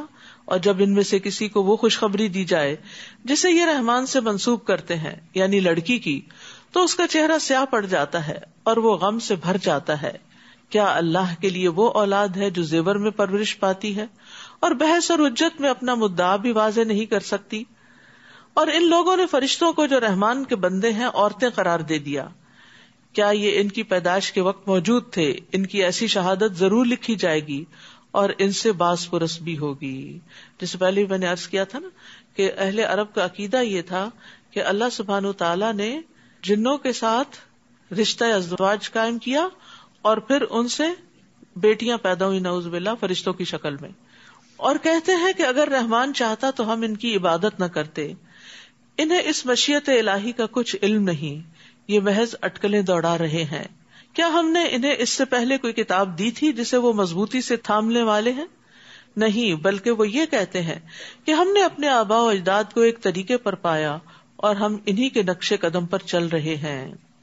اور اسی طرح ہم نے کسی بستی میں جو بھی ڈرانے والا بھیجا تو اس بستی کے خوشحال لوگوں نے یہی کہا کہ ہم نے اپنے آباء و اجداد کو ایک طریقے پر پایا اور ہم ان کے نقش قدم کی پیروی کر رہے ہیں. وہی بات ہر قوم نے یہی بات دہرائی، ان کے پاس اس کے سوا کوئی دلیل بھی نہیں تھی اپنی غلط کاریوں کی. اس پر نبی نے کہا، خواہ میں تمہارے پاس اس سے زیادہ صحیح راستہ لے کر آؤں جس پر تم نے اپنے باپ دادا کو پایا، تب بھی تم انہی کی پیروی کرو گے. وہ کہنے لگے، جو پیغام دے کر تمہیں بھیجا گیا ہے ہم اس کے انکاری ہیں، چنانچہ ہم نے ان سے بدلہ لے لیا، تو دیکھ لو کہ جھٹلانے والوں کا انجام کیا ہوا. وَإِذْ قَالَ إِبْرَاهِيمُ لِأَبِيهِ وَقَوْمِهِ إِنَّنِي بَرَاءٌ مِّمَّا تَعْبُدُونَ. اور وہ وقت یاد کرو جب ابراہیم نے اپنے باپ اور اپنی قوم سے کہا، جن کی تم بندگی کرتے ہو میں ان سے قطعاً بیزار ہوں، میں تو صرف اس کی بندگی کرتا ہوں جس نے مجھے پیدا کیا اور وہی مجھے راہ دکھائے گا. اور ابراہیم یہی بات اپنی اولاد میں پیچھے چھوڑ گئے، تاکہ وہ اس کی طرف رجوع کریں، بلکہ میں نے انہیں اور ان کے آباء و اجداد کو زندگی سے فائدہ اٹھانے کا موقع دیا، یہاں تک کہ ان کے پاس حق اور کھول کر بیان کرنے والا رسول آ گیا، اور جب ان کے پاس حق آ گیا تو کہنے لگے یہ تو جادو ہے اور ہم اسے قطعاً نہیں مانتے۔ نیز یہ کفار مکہ یہ بھی کہتے ہیں کہ یہ قرآن 2 شہروں میں سے کسی بڑے آدمی پر کیوں نہ نازل کیا گیا؟ کیا آپ کے رب کی رحمت کو تقسیم کرنے والے یہ لوگ ہیں؟ دنیا کی زندگی میں ان کے سامان معیشت کو ان کے درمیان ہم نے تقسیم کیا ہے، اور کچھ لوگوں کو دوسروں پر فوقیت بھی دی ہے تاکہ وہ ایک دوسرے سے خدمت لے سکیں، اور آپ کے رب کی رحمت اس چیز سے بہتر ہے جو یہ جمع کر رہے ہیں۔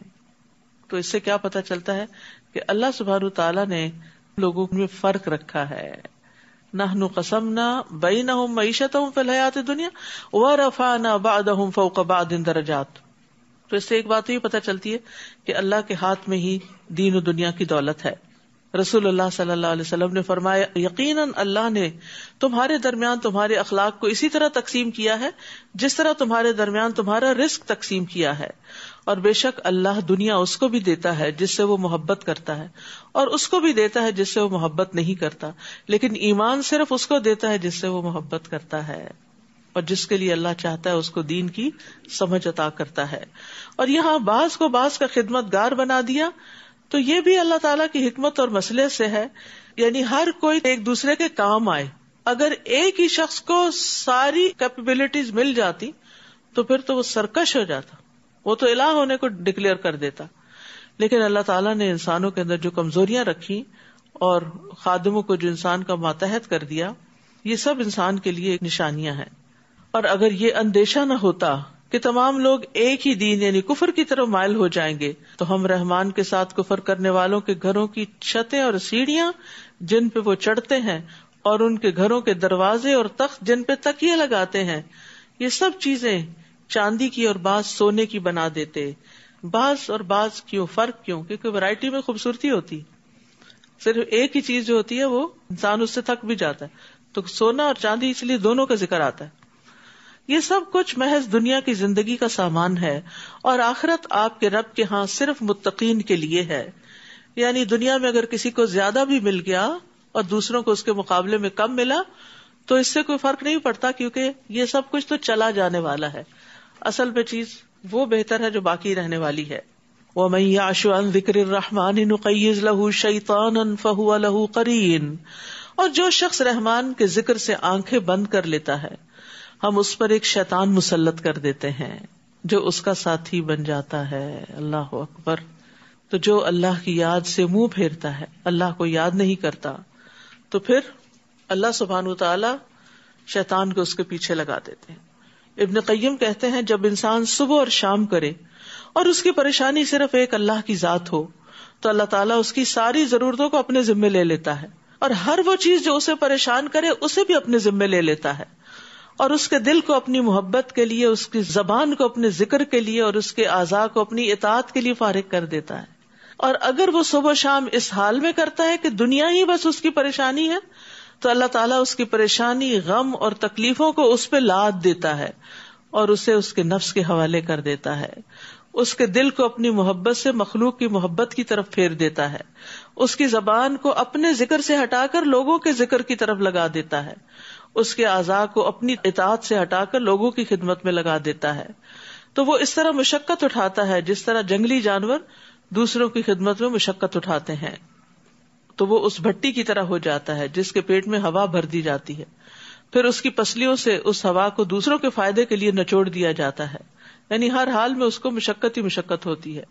تو جو شخص اللہ کی عبودیت، اس کی اطاعت، اس کی محبت، اس کی خدمت سے روگردانی کرتا ہے تو وہ مخلوق کی عبودیت اور خدمت پہ لگ جاتا ہے، کیونکہ اللہ تعالیٰ فرماتے ہیں وَمَن يَعْشُ عَن ذِكْرِ الرَّحْمَنِ نُقَيِّضْ لَهُ شَيْطَانًا فَهُوَ لَهُ قَرِينٌ وَإِنَّهُمْ لَيَصُدُّونَهُمْ عَنِ السَّبِيلِ وَيَحْسَبُونَ أَنَّهُمْ مُهْتَدُونَ، اور ایسے شیطان انہیں سیدھی راہ سے روک دیتے ہیں جبکہ وہ یہ سمجھ رہے ہوتے ہیں کہ وہ ٹھیک راستے پہ چلے جا رہے ہیں۔ جب دنیا کی کثرت انسان کو اللہ کے ذکر سے غافل کرتی ہے تو پھر کیا ہوتا ہے؟ انسان دنیا میں پھنس جاتا ہے اور فرشتے وغیرہ ان سے دور ہو جاتے ہیں اور شیطان ان کے ساتھ لگ جاتے ہیں۔ یہ یاد رکھیے جو اللہ کی یاد سے صبح کا آغاز کرتا ہے تو فرشتے بھی اس کے مددگار ہو جاتے ہیں، اللہ کی مدد آتی ہے اس کے لیے، اس کے کام آسان ہو جاتے ہیں. اور اس کے برعکس جو دنیا کی طرف جانے والا ہوتا ہے، غافل ہوتا ہے، تو وہ برائیوں کی طرف مائل ہو جاتا ہے. قرآن مجید میں آتا ہے فَاذْكُرُونِي أَذْكُرْكُمْ، تم مجھے یاد کرو میں تمہیں یاد کروں گا. حدیث میں آتا ہے میں اپنے بندے کے ساتھ ہوتا ہوں اس وقت تک جب بھی وہ مجھے یاد کرتا ہے اور میری یاد میں اپنے ہونٹ ہلاتا ہے. اور جب لوگ مل کے اللہ کا ذکر کرتے ہیں تو فرشتے انہیں گھیر لیتے ہیں، رحمت ان کو ڈھانپ لیتی ہے، سکینت ان پہ نازل ہوتی ہے، اور اللہ اپنے پاس والوں میں ان کا ذکر فرماتا ہے. اور شیطان کے حملے سے بچاؤ کا ذریعہ ذکر ہی ہے، یعنی غفلت شیطان کو مسلط کر دیتی ہے اور ذکر کرنا شیطان کو دور کر دیتا ہے یا آنے نہیں دیتا اپنی طرف. حتی اذا جاءنا قال یا لیت بینی و بینک بعد المشرقین فبئس القرین، حتیٰ کہ جب وہ ہمارے پاس آئے گا تو اپنے ساتھی سے کہے گا کاش میرے اور تمہارے درمیان مشرق و مغرب کی دوری ہوتی. I wish I didn't meet you, I didn't see you. تو بہت ہی برا ساتھی نکلا. کیونکہ بعض اوقات انسان دنیا میں بھی کچھ لوگوں سے ملنے کے بعد بڑا پچھتاتا ہے کہ میں تو سیدھے راستے پہ جا رہا تھا اور فلاں کی دوستی نے مجھے اس راستے سے بھٹکا دیا.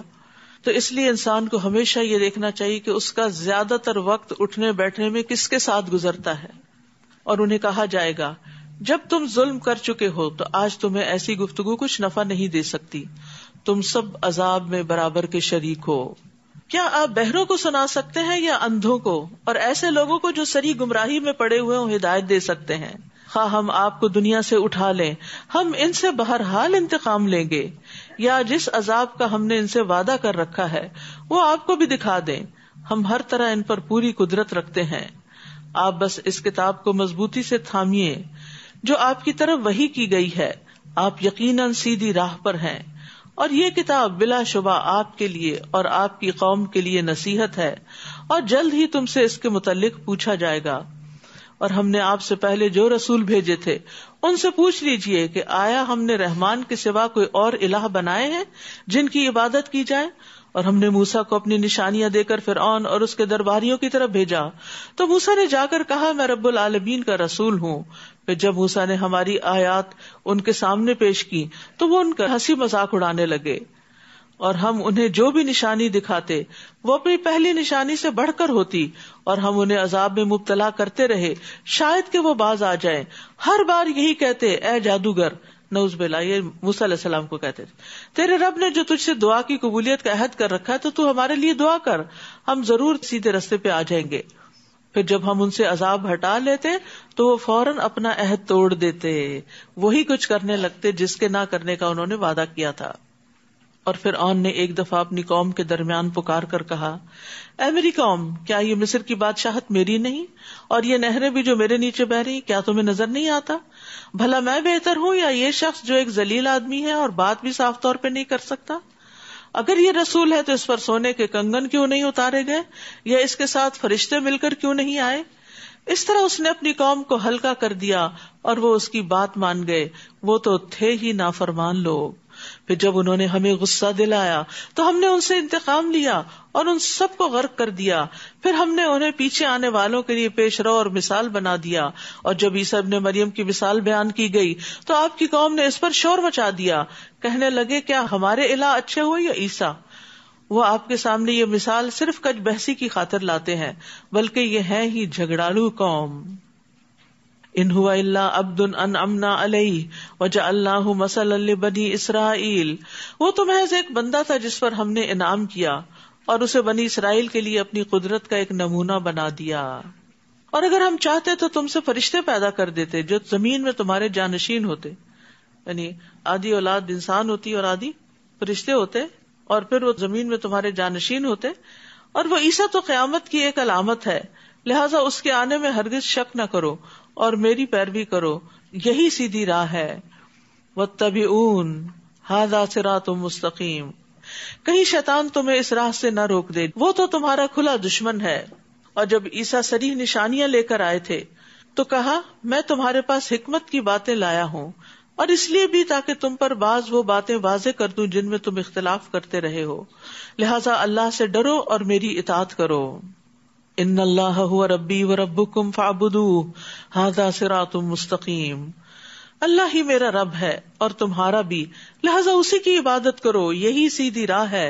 عیسیٰ علیہ السلام کا پیغام ہے یہ. پھر ان میں سے کئی گروہوں نے آپس میں اختلاف کیا، بس ایسا ظلم کرنے والوں کے لیے دردناک دن کے عذاب سے تباہی ہے. کیا یہ لوگ اب اس انتظار میں ہیں کہ ان پر یکدم قیامت آ جائے اور انہیں خبر بھی نہ ہو؟ الاخلاء یومئذ بعضهم لبعض عدو الا المتقین. اس دن پرہیزگاروں کے علاوہ سب دوست ایک دوسرے کے دشمن بن جائیں گے. دوست وہ ہوتا ہے نا جو ہمیشہ ساتھ دیتا ہے. اگر کوئی مشکل وقت میں آپ کا ساتھ نہیں دیتا تو وہ پھر دوست نہیں ہو سکتا. لیکن متقین کے علاوہ انسان جس کو بھی دوست بناتا ہے وہ دوستی صرف دنیا کی حد تک ہے. صرف اللہ کے لیے کی گئی دوستی ہمیشہ باقی رہے گی، ہمیشہ ہمیشہ. وہ جنت میں بھی خوشی دے گی، وہاں بھی دوست ایک دوسرے سے مل کے انجوائے کریں گے. تو اللہ کی خاطر دوستی جو ہے ایمان کا مضبوط کڑا ہے. رسول اللہ صلی اللہ علیہ وسلم نے فرمایا ایمان کا سب سے مضبوط کڑا اللہ کی خاطر محبت اور اللہ کی خاطر بغض ہے. یہ کیوں اتنا مضبوط ہے؟ کیونکہ اچھے دوستوں کی کمپنی میں انسان کا ایمان بڑھتا ہے، تقویٰ بڑھتا ہے، انسان آگے بڑھتا ہے نیکی کے راستوں میں، ایمان مضبوط ہوتا چلا جاتا ہے. جیسے ایک صحابی نے دوسرے سے کہا تھا نا، آؤ ایک گھڑی مل کر ایمان لے آتے ہیں. تو کیا مطلب تھا ان کا؟ آؤ مل بیٹھ کے ذرا اللہ کی باتیں کرتے ہیں تاکہ ہمارا ایمان بڑھ جائے. جیسے موسیٰ علیہ السلام نے ہارون علیہ السلام کو مانگا تھا کہ نسبحک کثیرا ونذکرک کثیرا.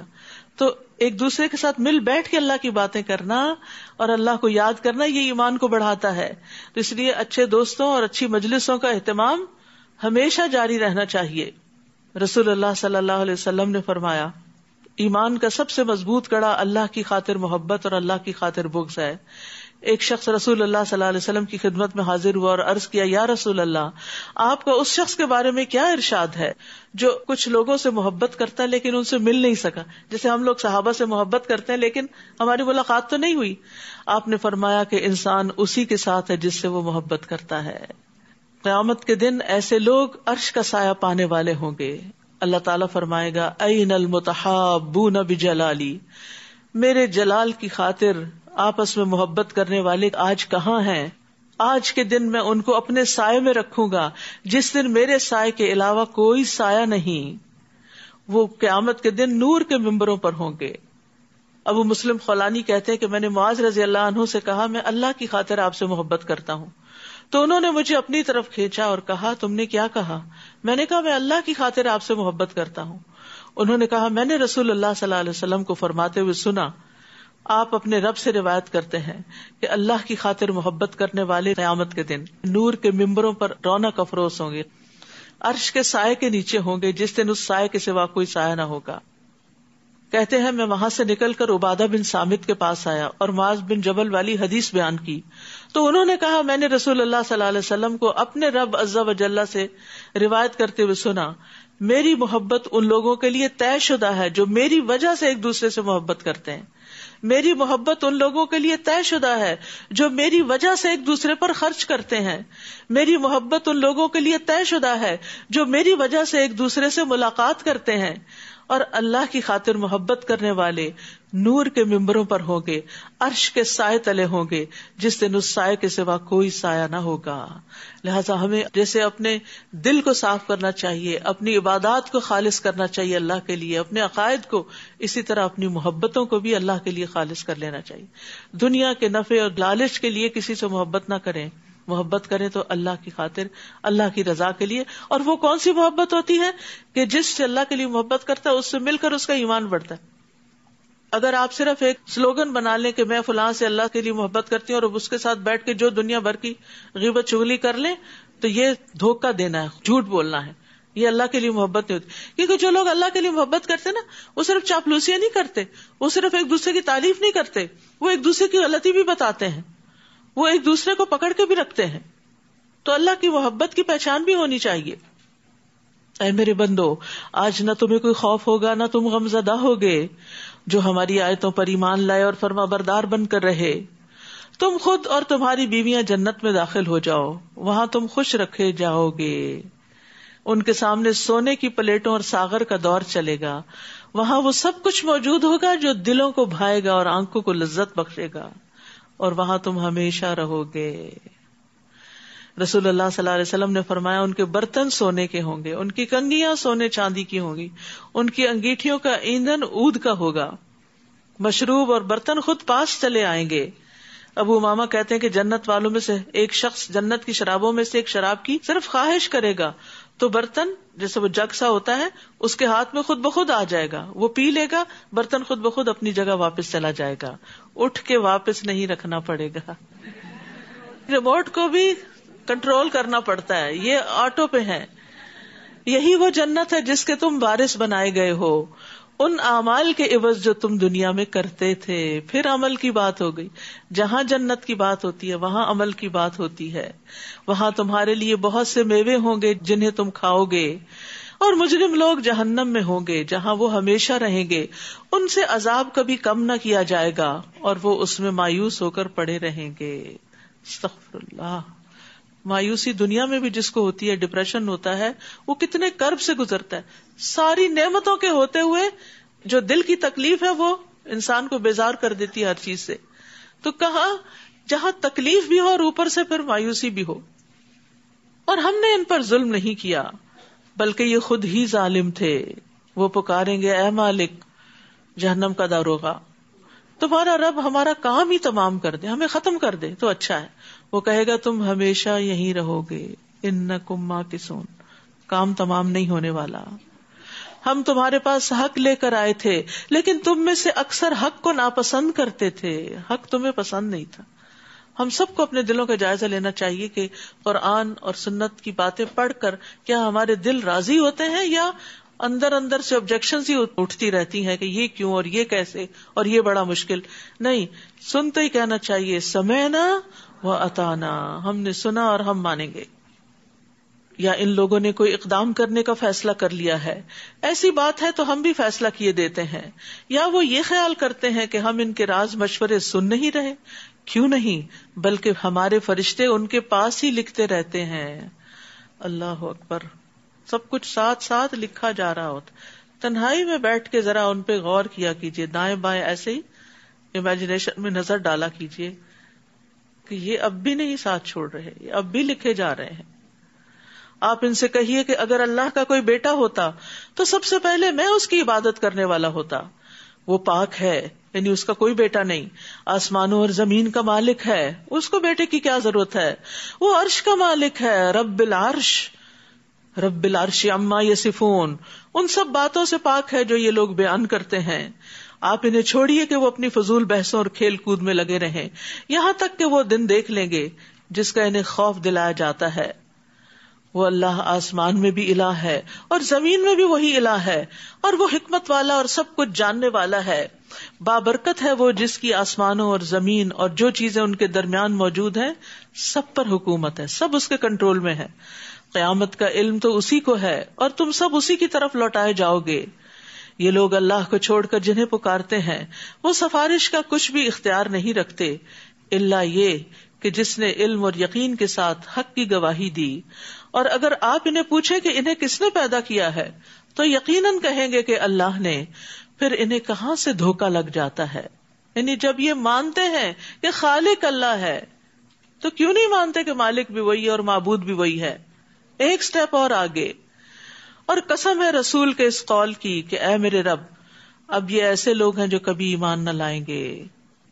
فاصفح عنہم وقل سلام فسوف یعلمون، لہٰذا ان سے درگزر کیجیے اور کہیے سلام ہو تمہیں، ان قریب انہیں سب کچھ معلوم ہو جائے گا. یہاں سلام سے مراد سلامتی بھیجنا نہیں بلکہ بائے بائے کرنا ہے، بائیکاٹ کرنا ہے. سورۃ الدخان. بسم اللہ الرحمن الرحیم. حامیم والکتاب المبین. حامیم، اس واضح کتاب کی قسم. انا انزلناہ فی لیلۃ مبارکۃ انا کنا منذرین، کہ ہم نے اسے خیر و برکت والی رات میں نازل کیا، لیلۃ مبارکہ، کیونکہ ہمیں بلا شبہ اس سے خبردار کرنا مقصود تھا. لیلۃ القدر کا دوسرا نام لیلۃ مبارکہ ہے، جو 1000 مہینوں سے افضل رات ہے. جو اس رات سے محروم رہا وہ ہر خیر سے محروم رہ گیا. یہ کون سی رات ہے؟ فیہا یفرق کل امر حکیم. اس رات ہمارے حکم سے ہر معاملے کا حکیمانہ فیصلہ کر دیا جاتا ہے. یعنی یہ فیصلوں کی رات ہے. جو لوگ کہتے ہیں نا 15 شعبان کو یہ سب ہوتا ہے، تقدیر کے فیصلے نافذ ہوتے ہیں، 15 شعبان نہیں، وہ رمضان کی یہ رات ہے جس میں قرآن نازل ہوا اور جس میں یہ فیصلے اترتے ہیں. انسان کے سال بھر کے فیصلوں کا لوح محفوظ سے نقل کر کے فرشتوں کو دیا جانا ہوتا ہے، کیونکہ اللہ سبحانہ وتعالیٰ نے ہر چیز کا ایک اندازہ مقرر کر رکھا ہے. رسول اللہ صلی اللہ علیہ وسلم نے فرمایا ہر چیز تقدیر سے وابستہ ہے، یہاں تک کہ فہم و فراست بھی اور بے بسی بھی. تقدیر پر ایمان کے بغیر ایمان مکمل نہیں ہوتا. تقدیر کا انکار انسان کو جہنم میں پہنچا دیتا ہے. تو یہ ہمارے ایمان اور بیسک عقیدے کا ایک حصہ ہے، اس کا درست ہونا بھی ضروری ہے. بلا شبہ ہم ہی رسول بھیجنے والے ہیں اور یہ آپ کے رب کی رحمت کی بنا پر تھا. بلا شبہ وہ سب کچھ سننے والا اور جاننے والا ہے. وہ آسمان و زمین اور جو کچھ ان کے درمیان موجود ہے سب چیزوں کا مالک ہے. اگر تم واقعی یقین کرنے والے ہو اس کے سوا کوئی الہ نہیں. وہی زندہ کرتا ہے اور مارتا ہے. وہ تمہارا بھی رب ہے اور تمہارے پہلے آباء و اجداد کا بھی، بلکہ وہ اس معاملے میں شک میں پڑے کھیل رہے ہیں. سو آپ اس دن کا انتظار کیجئے جب آسمان سے صریح دھواں ظاہر ہوگا، یعنی قرب قیامت میں جو لوگوں پر چھا جائے گا. یہ دردناک عذاب ہوگا. اس وقت لوگ پکار اٹھیں گے، اے ہمارے رب ہم سے عذاب کو دور کر دے، ہم ایمان لاتے ہیں.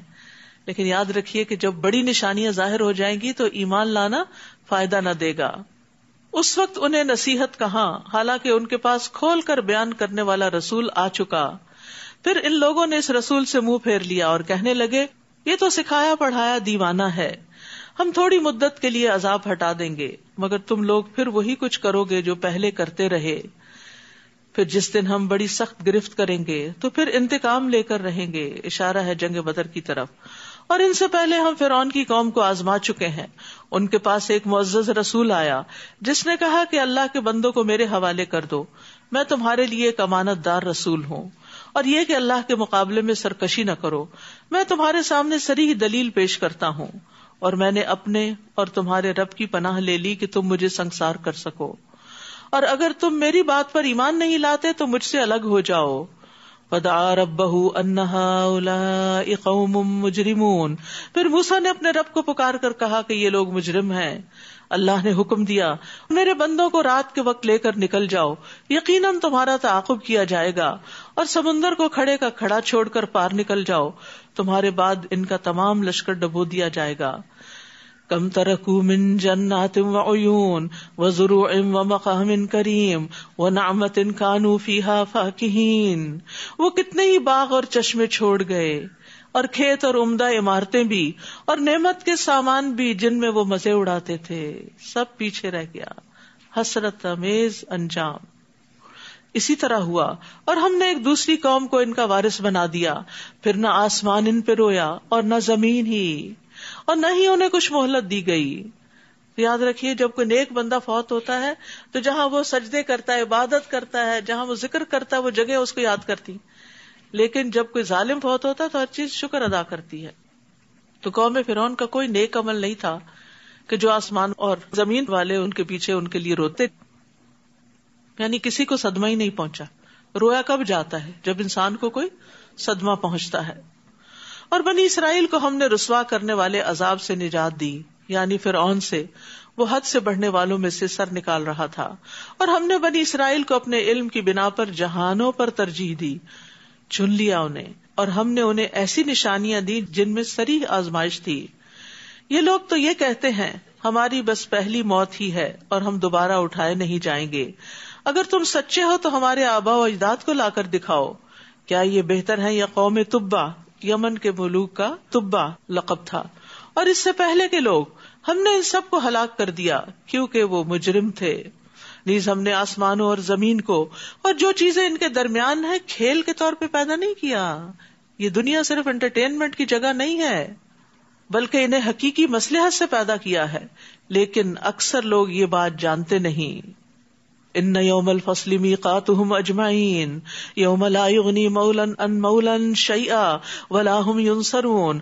فیصلے کا دن ان سب سے وعدے کا وقت ہے جس دن کوئی دوست اپنے دوست کے کچھ کام نہ آئے گا اور نہ ہی انہیں کہیں سے کوئی مدد ملے گی مگر جس پر اللہ نے رحم کر دیا، کیونکہ وہ ہر چیز پر غالب اور رحم کرنے والا ہے. تو رحمان ہی رحم کرتا ہے، جس پہ چاہتا ہے کرتا ہے، یہ اس کی مشیت ہے. ان شجرۃ الزقوم طعام الاثیم، بے شک تھور کا درخت، زقوم کا درخت گناہگار کا کھانا ہوگا جو پگھلے ہوئے تانبے کی طرح پیٹوں میں جوش مارے گا، ابلے گا، کھولے گا، جیسے کھولتا ہوا پانی جوش مارتا ہے. استغفر اللہ. یہ کیتلی ابلتی ہے نا جب، تو اس وقت دیکھا کرے. پھر حکم ہوگا کہ اسے پکڑ لو، پھر اسے گھسیٹتے گھسیٹتے جہنم کے درمیان تک لے جاؤ، پھر کھولتے پانی کا عذاب اس کے سر کے اوپر سے انڈیل دو. پھر اسے کہا جائے گا اب سزا چکھ، تو بڑا معزز اور شریف بنا پھرتا تھا. دنیا میں بظاہر تو بڑی چیز بنا ہوا تھا، آج دیکھو کہ تمہارا حال کیا ہوتا ہے. یعنی جیسا اس کا قصور تھا ویسا ہی اس کا انجام. جھوٹی عزت آخرت میں کوئی فائدہ نہ دے گی. ان المتقین فی مقام امین فی جنات وعیون، اس کے مقابلے میں پرہیزگار لوگ امن کی جگہ میں ہوں گے، باغوں اور چشموں میں. امن ہونا کسی بھی مقام کا اصل حسن ہے. وہ جگہ بڑی ہی اچھی لگتی ہے، چاہے ویسے معمولی سی ہو، جہاں انسان کو ایک سکون حاصل ہوتا ہے، جہاں وہ پیس فیل کرتا ہے، چاہے وہ ایک درخت کا سایہ ہو، چاہے وہ ایک معمولی سی مسجد ہو، چاہے وہ کوئی ذکر کا حلقہ ہو معمولی سے لوگوں کا. وہ جگہ خوبصورت ہو جاتی ہے کیونکہ وہاں امن ہوتا ہے. تو جنت کا بھی اصل حسن کیا ہے کہ ساری نعمتوں کے ساتھ امن. اور دنیا میں ساری نعمتیں ہوں اگر امن نہ ہو تو انسان کی پریشانی اسے نعمتوں سے فائدہ اٹھانے نہیں دیتی. وہاں اس جنت میں باغوں اور چشموں میں ہوں گے وہ باریک اور گاڑھے ریشم کا لباس پہنے، آمنے سامنے بیٹھے ہوں گے، فیس ٹو فیس. اور ہم انہیں بڑی بڑی آنکھوں والی اور سفید جسم والی عورتوں سے بیاہ دیں گے. وہاں امن اور اطمینان سے ہر قسم کے میوے طلب کریں گے، یعنی ساری ہی نعمتیں جمع ہو جائیں گی. من پسند کھانے ملیں گے، جو پھل ان پہ جھکے ہوئے ہوں گے، ان کے نزدیک ہوں گے، کبھی ختم نہیں ہوں گے. دنیا میں تو سیزن ختم ہو جاتا ہے نا، عمدہ قسم کے انگور آتے ہیں، پھر وہ اس کا موسم چلا جاتا ہے، آپ لاکھ کوشش کریں، پوری مارکیٹ چھان مارے، آپ کو نہیں ملیں گے. اسی طرح باقی بھی بہت سی چیزیں، یعنی بعض چیزیں مخصوص اوقات میں ہی دنیا میں پیدا ہوتی ہیں، آپ دوسرے وقت میں ان کو پیدا کرنے کی کوشش کریں تو وہ نہیں حاصل ہوتی. لیکن وہاں پر ہر موسم میں ہر پھل، اور پھر اتنے ہوں گے کہ جو کبھی ختم نہ ہوں گے، نہ کبھی روکے جائیں گے. اور پھر یہ کہ ایک ایک پھل کا خوشہ اتنا بڑا ہوگا کہ ختم ہونے کا نام نہ لے گا. رسول اللہ صلی اللہ علیہ وسلم نے فرمایا میں نے جنت دیکھی تو اس میں سے ایک خوشہ لینا چاہا، اگر میں لے لیتا تو تم اسے اس وقت تک کھاتے رہتے جب تک دنیا موجود ہے.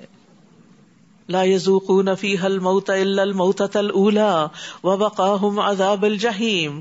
وہاں وہ موت کا مزہ نہیں چکھیں گے، بس پہلی موت جو دنیا میں آ چکی بس آ چکی، اور اللہ انہیں جہنم کے عذاب سے بچا لے گا. یہ آپ کے رب کا فضل ہوگا، یہ بہت بڑی کامیابی ہے. اصل کامیابی یہی ہے. وَإِنَّمَا يَسَّرْنَاهُ بِلِسَانِكَ لَعَلَّهُمْ يَتَذَكَّرُونَ.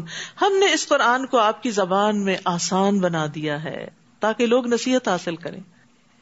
یہ آسان کتاب ہے، کسی فلسفے کی کتاب کی طرح اس میں کوئی ایسی گتھیاں نہیں جو سلجھ نہ سکیں، جو آپ کو سمجھ میں نہ آئے، کوئی فارمولاز نہیں، کوئی ایسی چیزیں نہیں کہ جو آپ کی سمجھ سے بالا ہوں. صاف سمجھ میں آنے والی چیز ہے. سو آپ انتظار کیجئے، وہ بھی انتظار کر رہے ہیں. سورۃ الجاثیہ. بسم اللہ الرحمن الرحیم. حامیم تنزیل الکتاب من اللہ العزیز الحکیم. حامیم، یہ کتاب اللہ کی طرف سے نازل ہوئی ہے جو زبردست اور حکمت والا ہے.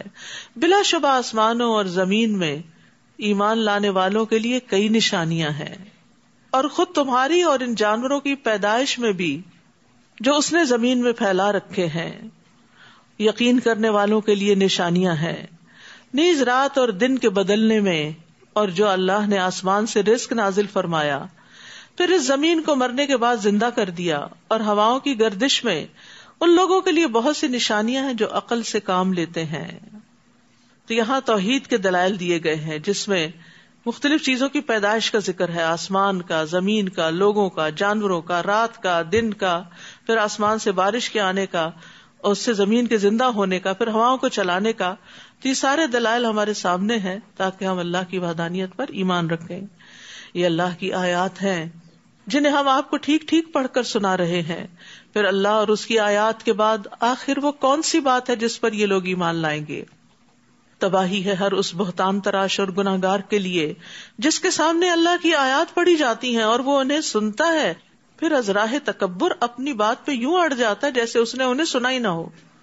ایسے شخص کو آپ دردناک عذاب کی بشارت دے دیجئے. یعنی جو قرآن سن کر اس پر ایمان نہ لائیں، اس کی باتوں پر یقین نہ کریں، پھر ان کی یہ جزا ہے. اور جب ہماری آیات میں سے کچھ معلوم کر لیتا ہے تو اسے مذاق بنا لیتا ہے. ایسے لوگوں کو ذلت کا عذاب ہوگا، پھر اس کے بعد ان کے لیے جہنم ہے، اور جو کچھ انہوں نے دنیا میں کمایا نہ تو وہ ان کے کچھ کام آئے گا اور نہ وہ جنہیں انہوں نے اللہ کے سوا کارساز بنا رکھا تھا، اور انہیں بڑا سخت عذاب ہوگا. یہ قرآن تو سراسر ہدایت ہے، اور جو لوگ اپنے رب کی آیات کے منکر ہیں ان کے لیے عذاب ہے دردناک عذاب میں سے. اللہ ہی ہے جس نے سمندر کو تمہارے تابع کر دیا تاکہ اس کے حکم سے اس میں کشتیاں چلیں اور تم اس کا فضل تلاش کرو اور اس کے شکر گزار بنو. یعنی یہ سب کچھ اللہ نے ایک حکمت اور مصلحت کے تحت پیدا کیا، اور جو کچھ آسمانوں میں ہے یا زمین میں سب کچھ ہی اس نے تمہارے لیے کام پر لگا رکھا ہے. غور و فکر کرنے والے لوگوں کے لیے اس میں بہت سی نشانیاں ہیں.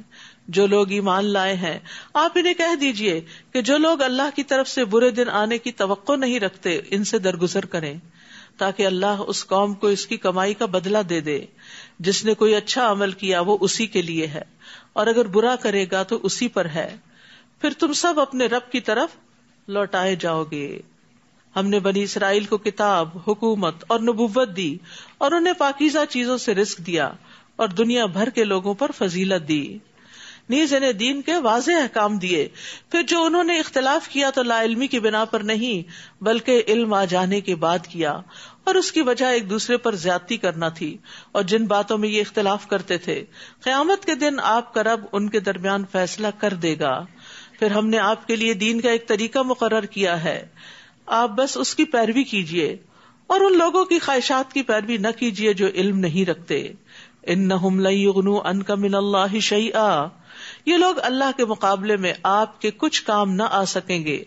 بلا شبہ ظالم لوگ ایک دوسرے کے ساتھی ہیں، اور پرہیزگاروں کا دوست اللہ ہے. واللہ ولی المتقین. ھذا بصائر للناس وہدی ورحمہ لقوم یوقنون. یہ قرآن لوگوں کے لیے دلائل بصیرت کا مجموعہ ہے اور یقین رکھنے والوں کے لیے ہدایت اور رحمت ہے. تو اس سے کیا پتہ چلتا ہے کہ یقین رکھنے والا ہی دراصل قرآن سے مستفید ہو سکتا ہے. یقین بہت بڑی دولت ہے. اس کے بعد انسان کے اندر ایسی ڈٹرمینیشن آتی ہے کہ پہاڑ ادھر سے ادھر ہو سکتا ہے لیکن وہ اپنی جگہ سے نہیں ٹلتا. اس کے اندر استقامت پیدا ہو جاتی ہے. لیکن جس کو یہ یقین نہ ہو کہ اللہ کا کلام ہے اور اس کے ماننے یا نہ ماننے کے کچھ کانسیکوینسز ہیں تو پھر وہ اس کو سیریسلی نہیں لیتا. تو یقین کرنے والے جو ہیں ان کے لیے بصیرت بھی ہوتی ہے، وہ کچھ دیکھ لیتے ہیں جو عام لوگ نہیں دیکھ پاتے. ان کے لیے ہدایت اور رحمت ہوتی ہے، اور جو لوگ یقین نہ کریں ان کے لیے تاریکی اور غم کا سبب ہے سب. ام حسب الذین اجترحوا السیئات ان نجعلہم کالذین آمنوا وعملوا الصالحات سواء محیاہم ومماتہم ساء ما یحکمون. جو لوگ بدعمالیاں کر رہے ہیں کیا وہ یہ سمجھے بیٹھے ہیں کہ ہم انہیں اور ایمان لانے والوں اور نیک عمل کرنے والوں کو ایک جیسا کر دیں گے کہ ان کا جینا اور مرنا یکساں ہوگا. یہ کیسا برا فیصلہ کر رہے ہیں. کتنی واضح آیت ہے کہ ایک طرف وہ لوگ ہیں جو اجترحوا السیئات ہیں اور دوسری طرف وہ ہیں جو عملوا الصالحات ہیں. تو یہ دونوں الگ الگ کیٹیگری کے لوگ ہیں. دونوں کی نہ زندگی برابر ہے، نہ موت اور نہ موت کے بعد. دو الگ راستے ہیں، دو الگ ڈائریکشنز ہیں. انسان ایک ہی وقت میں اچھا اور برا کام نہیں کرتا، یا اچھا کرتا ہے یا برا کرتا ہے. یہ آیت جو ہے یہ عبادت گزاروں کو رلا دینے والی آیت ہے. ابراہیم بن اشعث کہتے ہیں میں نے فضیل بن ایاز کو دیکھا کہ وہ رات کے اول حصے سے اس کے آخر تک اس آیت اور اس جیسی آیات کو پڑھتے رہتے تھے. پھر وہ کہتے تھے کاش میں جان لیتا کہ دونوں گروہوں میں سے میں کس میں سے. کیونکہ نیک عمل صرف وہ نہیں ہوتا جو ظاہر میں بڑا اچھا لگ رہا ہو. کوئی آپ کو دیکھے آپ بہت اچھی نماز پڑھے, بہت اچھی قرات کرنے, بہت بھاگ بھاگ کے لوگوں کے کام آتے ہیں, نہیں, یہ کافی نہیں ہے. دیکھا یہ جائے گا کہ اس کے پیچھے بنیاد کیا تھی, نیت کیا تھی, ارادہ کیا تھا, سوچ کیا تھی. یہ سامنے والا حصہ لوگ دیکھتے ہیں اور پیچھے والا صرف اللہ دیکھتا ہے. اس لیے بندے کو نہیں پتا چل سکتا کہ میں کہاں کھڑا ہوں. یہ اللہ ہی کو پتا ہے کہ کون کہاں پر ہے, کس مقام پر ہے. بظاہر جو ہماری غلطیاں ہوتی ہیں نا, ان کو تو لوگ بھی پوائنٹ آؤٹ کرتے رہتے ہیں. وہ بھی کہتے ہیں دیکھو نماز میں یہاں ہاتھ نہیں رکھو, یہاں رکھو, یہ رکوع اتنا کرو, سجدہ ایسے کرو, سلام ایسے پھیرو, شہادت کی انگلی اس طرح چلاؤ. یہ سب تو آپ کے دائیں بائیں والے بھی آپ کو بتا دیتے ہیں. لیکن آپ نے کس نیت اور ارادے سے نماز پڑھی تھی وہ تو ساتھ والا آپ کو کچھ بھی نہیں بتا سکتا. وہ آپ کے ظاہری خشوع سے بہت متاثر ہو سکتا ہے, لیکن آپ کے دل کی حالت اگر اس کو پتا چل جائے کہ آپ کیا کیا باتیں سوچ رہے تھے اس وقت کھڑے ہو کے, بظاہر آپ نے سر جھکایا ہوا تھا لیکن دماغ کہیں اور تھا, تو پھر یہ تو صرف اللہ کو پتا. اس لیے نیک لوگ کبھی بھی اپنے بظاہر کیے ہوئے نیک اعمال پہ راضی نہیں ہو جاتے, خوش نہیں ہوتے. وہ پھر بھی فکر کرتے ہیں کہ اللہ ان کو قبول کر لے. وَخَلَقَ اللَّهُ السَّمَاوَاتِ وَالْأَرْضَ بِالْحَقِّ وَلِتُجْزَى كُلُّ نَفْسٍ بِمَا كَسَبَتْ وَهُمْ لَا يُظْلَمُونَ. اللہ نے آسمانوں اور زمین کو حقیقی مصلحت کے تحت پیدا کیا, ایک مقصد کے تحت پیدا کیا ہے, اور اس لیے بھی کہ ہر شخص کو اس کی کمائی کا بدلہ دیا جائے اور ان پر ظلم نہیں کیا جائے گا, یعنی آخرت میں. أَفَرَأَيْتَ مَنِ اتَّخَذَ إِلَٰهَهُ هَوَاهُ وَأَضَلَّهُ اللَّهُ عَلَىٰ عِلْمٍ وَخَتَمَ عَلَىٰ سَمْعِهِ وَقَلْبِهِ وَجَعَلَ عَلَىٰ بَصَرِهِ غِشَاوَةً فَمَن يَهْدِيهِ مِن بَعْدِ اللَّهِ أَفَلَا تَذَكَّرُونَ. بھلا آپ نے اس شخص کے حال پر کبھی غور کیا جس نے اپنی خواہش نفس کو الہ بنا رکھا ہے, یعنی اپنی ہی مرضی کو اپنا لیڈر بنا رکھا ہے, اسی کو فالو کرتا ہے اور اسی کو پوجتا ہے, اور اللہ نے علم کے باوجود اسے گمراہ کر دیا. یہ بہت خطرناک بات ہے. جو شخص خواہش نفس کا غلام ہو جائے اس کا علم بھی اس کو کوئی فائدہ نہیں دیتا, کیونکہ وہ علم کو پیچھے کر دیتا ہے. وہ جذبات سے مغلوب ہو کے غلط کام کرتا ہے, اور اس کے کان اور دل پر مہر لگا دی اور اس کی آنکھ پر پردہ ڈال دیا. اللہ کے بعد اب کون ہے جو اسے ہدایت دے سکے؟ کیا تم غور نہیں کرتے؟ تو اس آیت میں بھی خواہشات نفس کی پیروی کی بہت زیادہ مذمت کی گئی ہے. ابن عباس کہتے ہیں اللہ تعالیٰ نے جہاں بھی خواہش کا ذکر کیا اس کی مذمت ہی کی ہے. وہب کہتے ہیں جب تم دو کاموں کے بارے میں شک میں پڑ جاؤ کہ کون سا بہتر ہے, تو جو کام تمہاری خواہش سے زیادہ دور ہو اسی کو کر لو, وہ دونوں میں بہتر ہوگا. یعنی اپنی خواہش کے خلاف چلو تو وہ بہتر ہوگا. سہل تستری کہتے ہیں تمہاری خواہش تمہاری بیماری ہے, اگر تم اس کی مخالفت کرو گے تو تمہارا علاج ہو جائے گا, یعنی تمہارے اندر کی بہت سی خرابیاں دور ہو جائیں گی. تو انسان کو ہر وہ بات نہیں مان لینی چاہیے جو بس دل میں آئی اور جس کا شوق چڑھ گیا اور وہ کر لیا. یہ بھی دیکھنا چاہیے کہ حقیقی فائدہ کس چیز میں ہے. اصل تو اللہ کو راضی کرنا مقصود ہے. وَقَالُوا مَا هِيَ إِلَّا حَيَاتُنَا الدُّنْيَا نَمُوتُ وَنَحْيَا وَمَا يُهْلِكُنَا إِلَّا الدَّهْرُ وَمَا لَهُمْ بِذَلِكَ مِنْ عِلْمٍ إِنْ هُمْ إِلَّا يَظُنُّونَ. یہ لوگ کہتے ہیں بس ہماری دنیا کی زندگی دراصل زندگی ہے, یہاں ہم مرتے اور جیتے اور زمانہ ہی ہمیں ہلاک کرتا ہے. إِلَّا الدَّهْرُ, اسی سے لفظ دہریہ نکلا ہے. جو ایتھیسٹ ہوتے ہیں ان کے لیے یہ لفظ عربی میں استعمال ہوتا ہے. حالانکہ ان باتوں کا انہیں کچھ علم نہیں, وہ محض گمان سے یہ باتیں کرتے ہیں. بس ان کا خیال ہے کہ کوئی پیدا کرنے والا نہیں, یہ سب کچھ خود بخود کام کر رہا ہے اور وقت آئے گا تو ہم ختم ہو جائیں گے, لوگ آتے ہیں اور چلے جاتے ہیں, بس ایسے نظام چل رہا ہے. تو سوچتے کیوں نہیں کہ آغاز کیسے ہوا تھا, اور پھر اس سے سوچتے کیوں نہیں کہ انجام کیا ہوگا.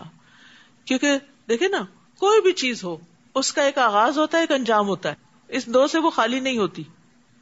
کسی بھی چیز کے بارے میں سوچ لیں آپ کہ اس کی کوئی نہ کوئی بگننگ ضرور ہوتی اور اس کا کوئی نہ کوئی اینڈ ضرور ہوتا ہے. کوئی چیز بھی اس سے خالی نہیں. تو اس کائنات کی بگننگ کیا تھی, کس نے آغاز کیا؟ اور پھر اگر ہم مان لیتے ہیں کہ اللہ, تو پھر اللہ نے بتایا کہ اس کا ایک انجام بھی ہونے والا ہے اور ایک یوم الدین بھی ہے. تو قیامت پر ایمان بھی اس کے لازم و ملزوم ہو جاتا ہے. اور جب ان پر ہماری واضح آیات پڑھی جاتی ہیں تو اس کے سوا ان کے پاس اور کوئی دلیل نہیں ہوتی کہ وہ یہ کہہ دیتے ہیں اگر تم سچے ہو تو ہمارے آباء و اجداد کو اٹھا لاؤ، مروں کو زندہ کر کے دکھاؤ. وہ تو اللہ ہی نے پیدا کیا، وہی مارتا ہے، وہی زندہ کرے گا. یہ ہم نے کب کہا کہ ہم زندہ کرنے والے ہیں؟ آپ انہیں کہیے اللہ ہی زندہ کرتا ہے، پھر وہی تمہیں موت دے گا، پھر قیامت کے دن تم سب کو جمع کرے گا جس کے آنے میں کوئی شک نہیں، لیکن اکثر لوگ جانتے نہیں. اب بھی دیکھیں دنیا کی اکثریت اپنے انجام سے غافل، بے خبر ہے کہ مرنے کے بعد کیا کچھ پیش آنے والا ہے، کچھ خبر نہیں. خود مسلمانوں کے اندر بہت سے لوگ ایسے ہیں جن کو نہیں پتا، تو ان کی تو کیا ہی بات ہے کہ جن کو کبھی ہوا بھی نہیں لگی ان چیزوں کی. آسمان اور زمین کی بادشاہی اللہ ہی کی ہے، اور جس دن قیامت قائم ہوگی اس دن باطل پرست خسارے میں پڑ جائیں گے، یعنی جو اس کو نہیں مانتے وہ نقصان اٹھائیں گے. اور آپ ہر گروہ کو گھٹنوں کے بل پڑا دیکھیں گے، ہر کوئی اللہ کے آگے عاجز ہوگا، ہر گروہ کو اس کے نام اعمال کی طرف بلایا جائے گا. آج تمہیں ان اعمال کا بدلہ دیا جائے گا جو تم کرتے رہے. ھذا کتابنا ینطق علیکم بالحق انا کنا نستنسخ ما کنتم تعملون. یہ ہمارا لکھوایا ہوا اعمال نامہ ہے جو تمہارے متعلق ٹھیک ٹھیک بیان کر دے گا جو کچھ تم عمل کیا کرتے تھے. بلا شبہ ہم ساتھ ساتھ انہیں لکھواتے جاتے تھے. نامہ اعمال. رہے وہ لوگ جو ایمان لائے اور نیک عمل کیے تو اللہ انہیں اپنی رحمت میں داخل کرے گا، یہی واضح کامیابی ہے. اور جن لوگوں نے کفر کیا انہیں کہا جائے گا کیا تمہیں میری آیات پڑھ کر نہیں سنائی جاتی تھی مگر تم اکڑ گئے اور تم تھے ہی مجرم لوگ. اور جب تمہیں کہا جاتا کہ اللہ کا وعدہ سچا ہے اور قیامت کے آنے میں کوئی شک نہیں تو تم کہہ دیتے تھے ہم نہیں جانتے قیامت کیا چیز ہے، ہم تو اسے ایک ظنی چیز شمار کرتے ہیں، یعنی خیال ہے بس، یعنی خواب کی طرح ہے، اور ظنی چیز پر ہم یقین نہیں کر سکتے. اس وقت ان پر ان کے اعمال کی برائیاں ظاہر ہونے لگے گی اور جس عذاب کا وہ مذاق اڑایا کرتے تھے وہ انہیں آ گھیرے گا. اور انہیں کہا جائے گا آج ہم تمہیں ایسے ہی بھلا دیں گے جیسے تم نے اس دن کی ملاقات کو بھلا دیا تھا، اور اب تمہارا ٹھکانہ دوزخ ہے اور تمہارا کوئی بھی مددگار نہیں. یہ اس لیے کہ تم اللہ کی آیات کا مذاق اڑایا کرتے تھے اور دنیا کی زندگی نے تمہیں دھوکے میں ڈال رکھا تھا، لہٰذا آج نہ انہیں دوزخ سے نکالا جائے گا اور نہ یہ کہا جائے گا کہ معذرت کر کے اپنے رب کو راضی کر لو. فَلِلَّهِ الْحَمْدُ رَبِّ السَّمَاوَاتِ وَرَبِّ الْأَرْضِ رَبِّ الْعَالَمِينَ. بس تعریف اللہ ہی کے لیے ہے جو آسمانوں اور زمین کا اور سارے جہانوں کا رب ہے. وَلَهُ الْكِبْرِيَاءُ فِي السَّمَاوَاتِ وَالْأَرْضِ وَهُوَ الْعَزِيزُ الْحَكِيمُ. آسمانوں اور زمین میں کبریائی اسی کے لیے ہے اور وہ زبردست ہے، حکمت والا ہے. یاد رکھیے یہ کبریائی، یہ بڑائی اللہ کا وصف ہے. رسول اللہ صلی اللہ علیہ وسلم نے فرمایا اللہ عز و جل فرماتا ہے بڑائی میرے اوپر کی چادر ہے اور عظمت میرے نیچے کی چادر ہے، چنانچہ جو کوئی ان میں سے کسی ایک کو بھی کھینچنے کی کوشش کرے گا تو میں اسے جہنم میں جھونک دوں گا. عبداللہ بن عمر رضی اللہ عنہ کہتے ہیں ایک دن رسول اللہ صلی اللہ علیہ وسلم نے ممبر پر یہ آیت تلاوت فرمائی والسماوات مطویات بیمینہ سبحانہ وتعالی عما یشرکون، اور کہنے لگے کہ اللہ تعالیٰ اپنی بزرگی خود بیان کرے گا اور کہے گا میں ہوں جبار، میں ہوں متکبر، میں ہوں بادشاہ، میں ہوں غالب.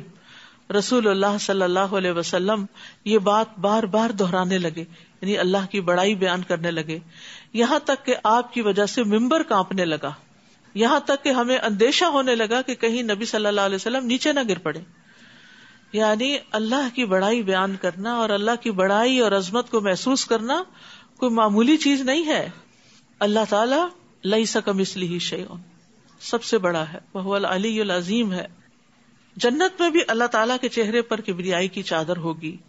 رسول اللہ صلی اللہ علیہ وسلم نے فرمایا جنت میں 2 باغ چاندی کے ہوں گے جن کے برتن اور تمام دوسری چیزیں چاندی کی ہوں گی، ہر چیز جو بھی یوٹینسل وغیرہ استعمال کی چیزیں ہیں، اور 2 سونے کے باغ ہوں گے جن کے تمام برتن اور دوسری چیزیں سونے کی ہوں گی. اور جنت عدن میں جنتیوں کے اپنے رب کے دیدار میں کوئی چیز رکاوٹ نہ ہوگی سوائے کبریائی کے چادر کے جو اس کے چہرے پر موجود ہوگی. تو اللہ کی بڑائی علم والے ہی جانتے ہیں. اور ہمیں اس کو یاد بھی رکھنا چاہیے اور محسوس بھی کرنا چاہیے. آخری 2 آیات کی تلاوت. فَلِلَّهِ الْحَمْدُ رَبِّ السَّمَاوَاتِ وَرَبِّ الْأَرْضِ رَبِّ الْعَالَمِينَ وَلَهُ الْكِبْرِيَاءُ فِي السَّمَاوَاتِ وَالْأَرْضِ وَهُوَ الْعَزِيزُ الْحَكِيمُ. فَلِلَّهِ الْحَمْدُ رَبِّ السَّمَاوَاتِ وَرَبِّ الْأَرْضِ رَبِّ الْعَالَمِينَ وَلَهُ الْكِبْرِيَاءُ فِي السَّمَاوَاتِ وَالْأَرْضِ وَهُوَ الْعَزِيزُ الْحَكِيمُ. جس دن انسان اللہ کو بڑا سمجھ لیتا ہے اس دن اس کے لیے اللہ تعالیٰ کے سارے احکامات پر عمل آسان ہو جاتا ہے. اصل مشکل ہی یہ ہے کہ ہم نے اللہ کو پہچانا نہیں، اس کی قدر ہی نہیں کی جیسے قدر کرنے کا حق ہے. اللہ ہمیں سکھا دے، اللہ ہمیں سمجھا دے. وآخر دعوانا ان الحمد للہ رب العالمین. قرآن مجید کو بہترین طریقے سے پڑھنا آپ کے لیے، آپ کے بچوں کے لیے بہت ضروری ہے. تو الحمدللہ تعلیم التجوید کا کورس آئندہ پیش کیا جا رہا ہے جس میں تجوید بھی ہوگی، ترتیل بھی ہوگی، اور اسی طرح بچوں کا مفتاح القرآن بھی جس کی معلومات آپ لے سکتے ہیں. اور باقی یہ کہ یہ قوما کی دعائیں ہیں، اللہ تعالیٰ کی حمد کی، یہ بھی آپ پڑھ سکتے ہیں جب ربنا ولک الحمد کر کے کھڑے ہوتے ہیں. رکوع اور سجدے کی بھی اویلیبل ہیں. سبحانک اللہم و بحمدک اشہد ان لا الہ الا انت استغفرک و اتوب الیک. السلام علیکم و رحمۃ اللہ وبرکاتہ.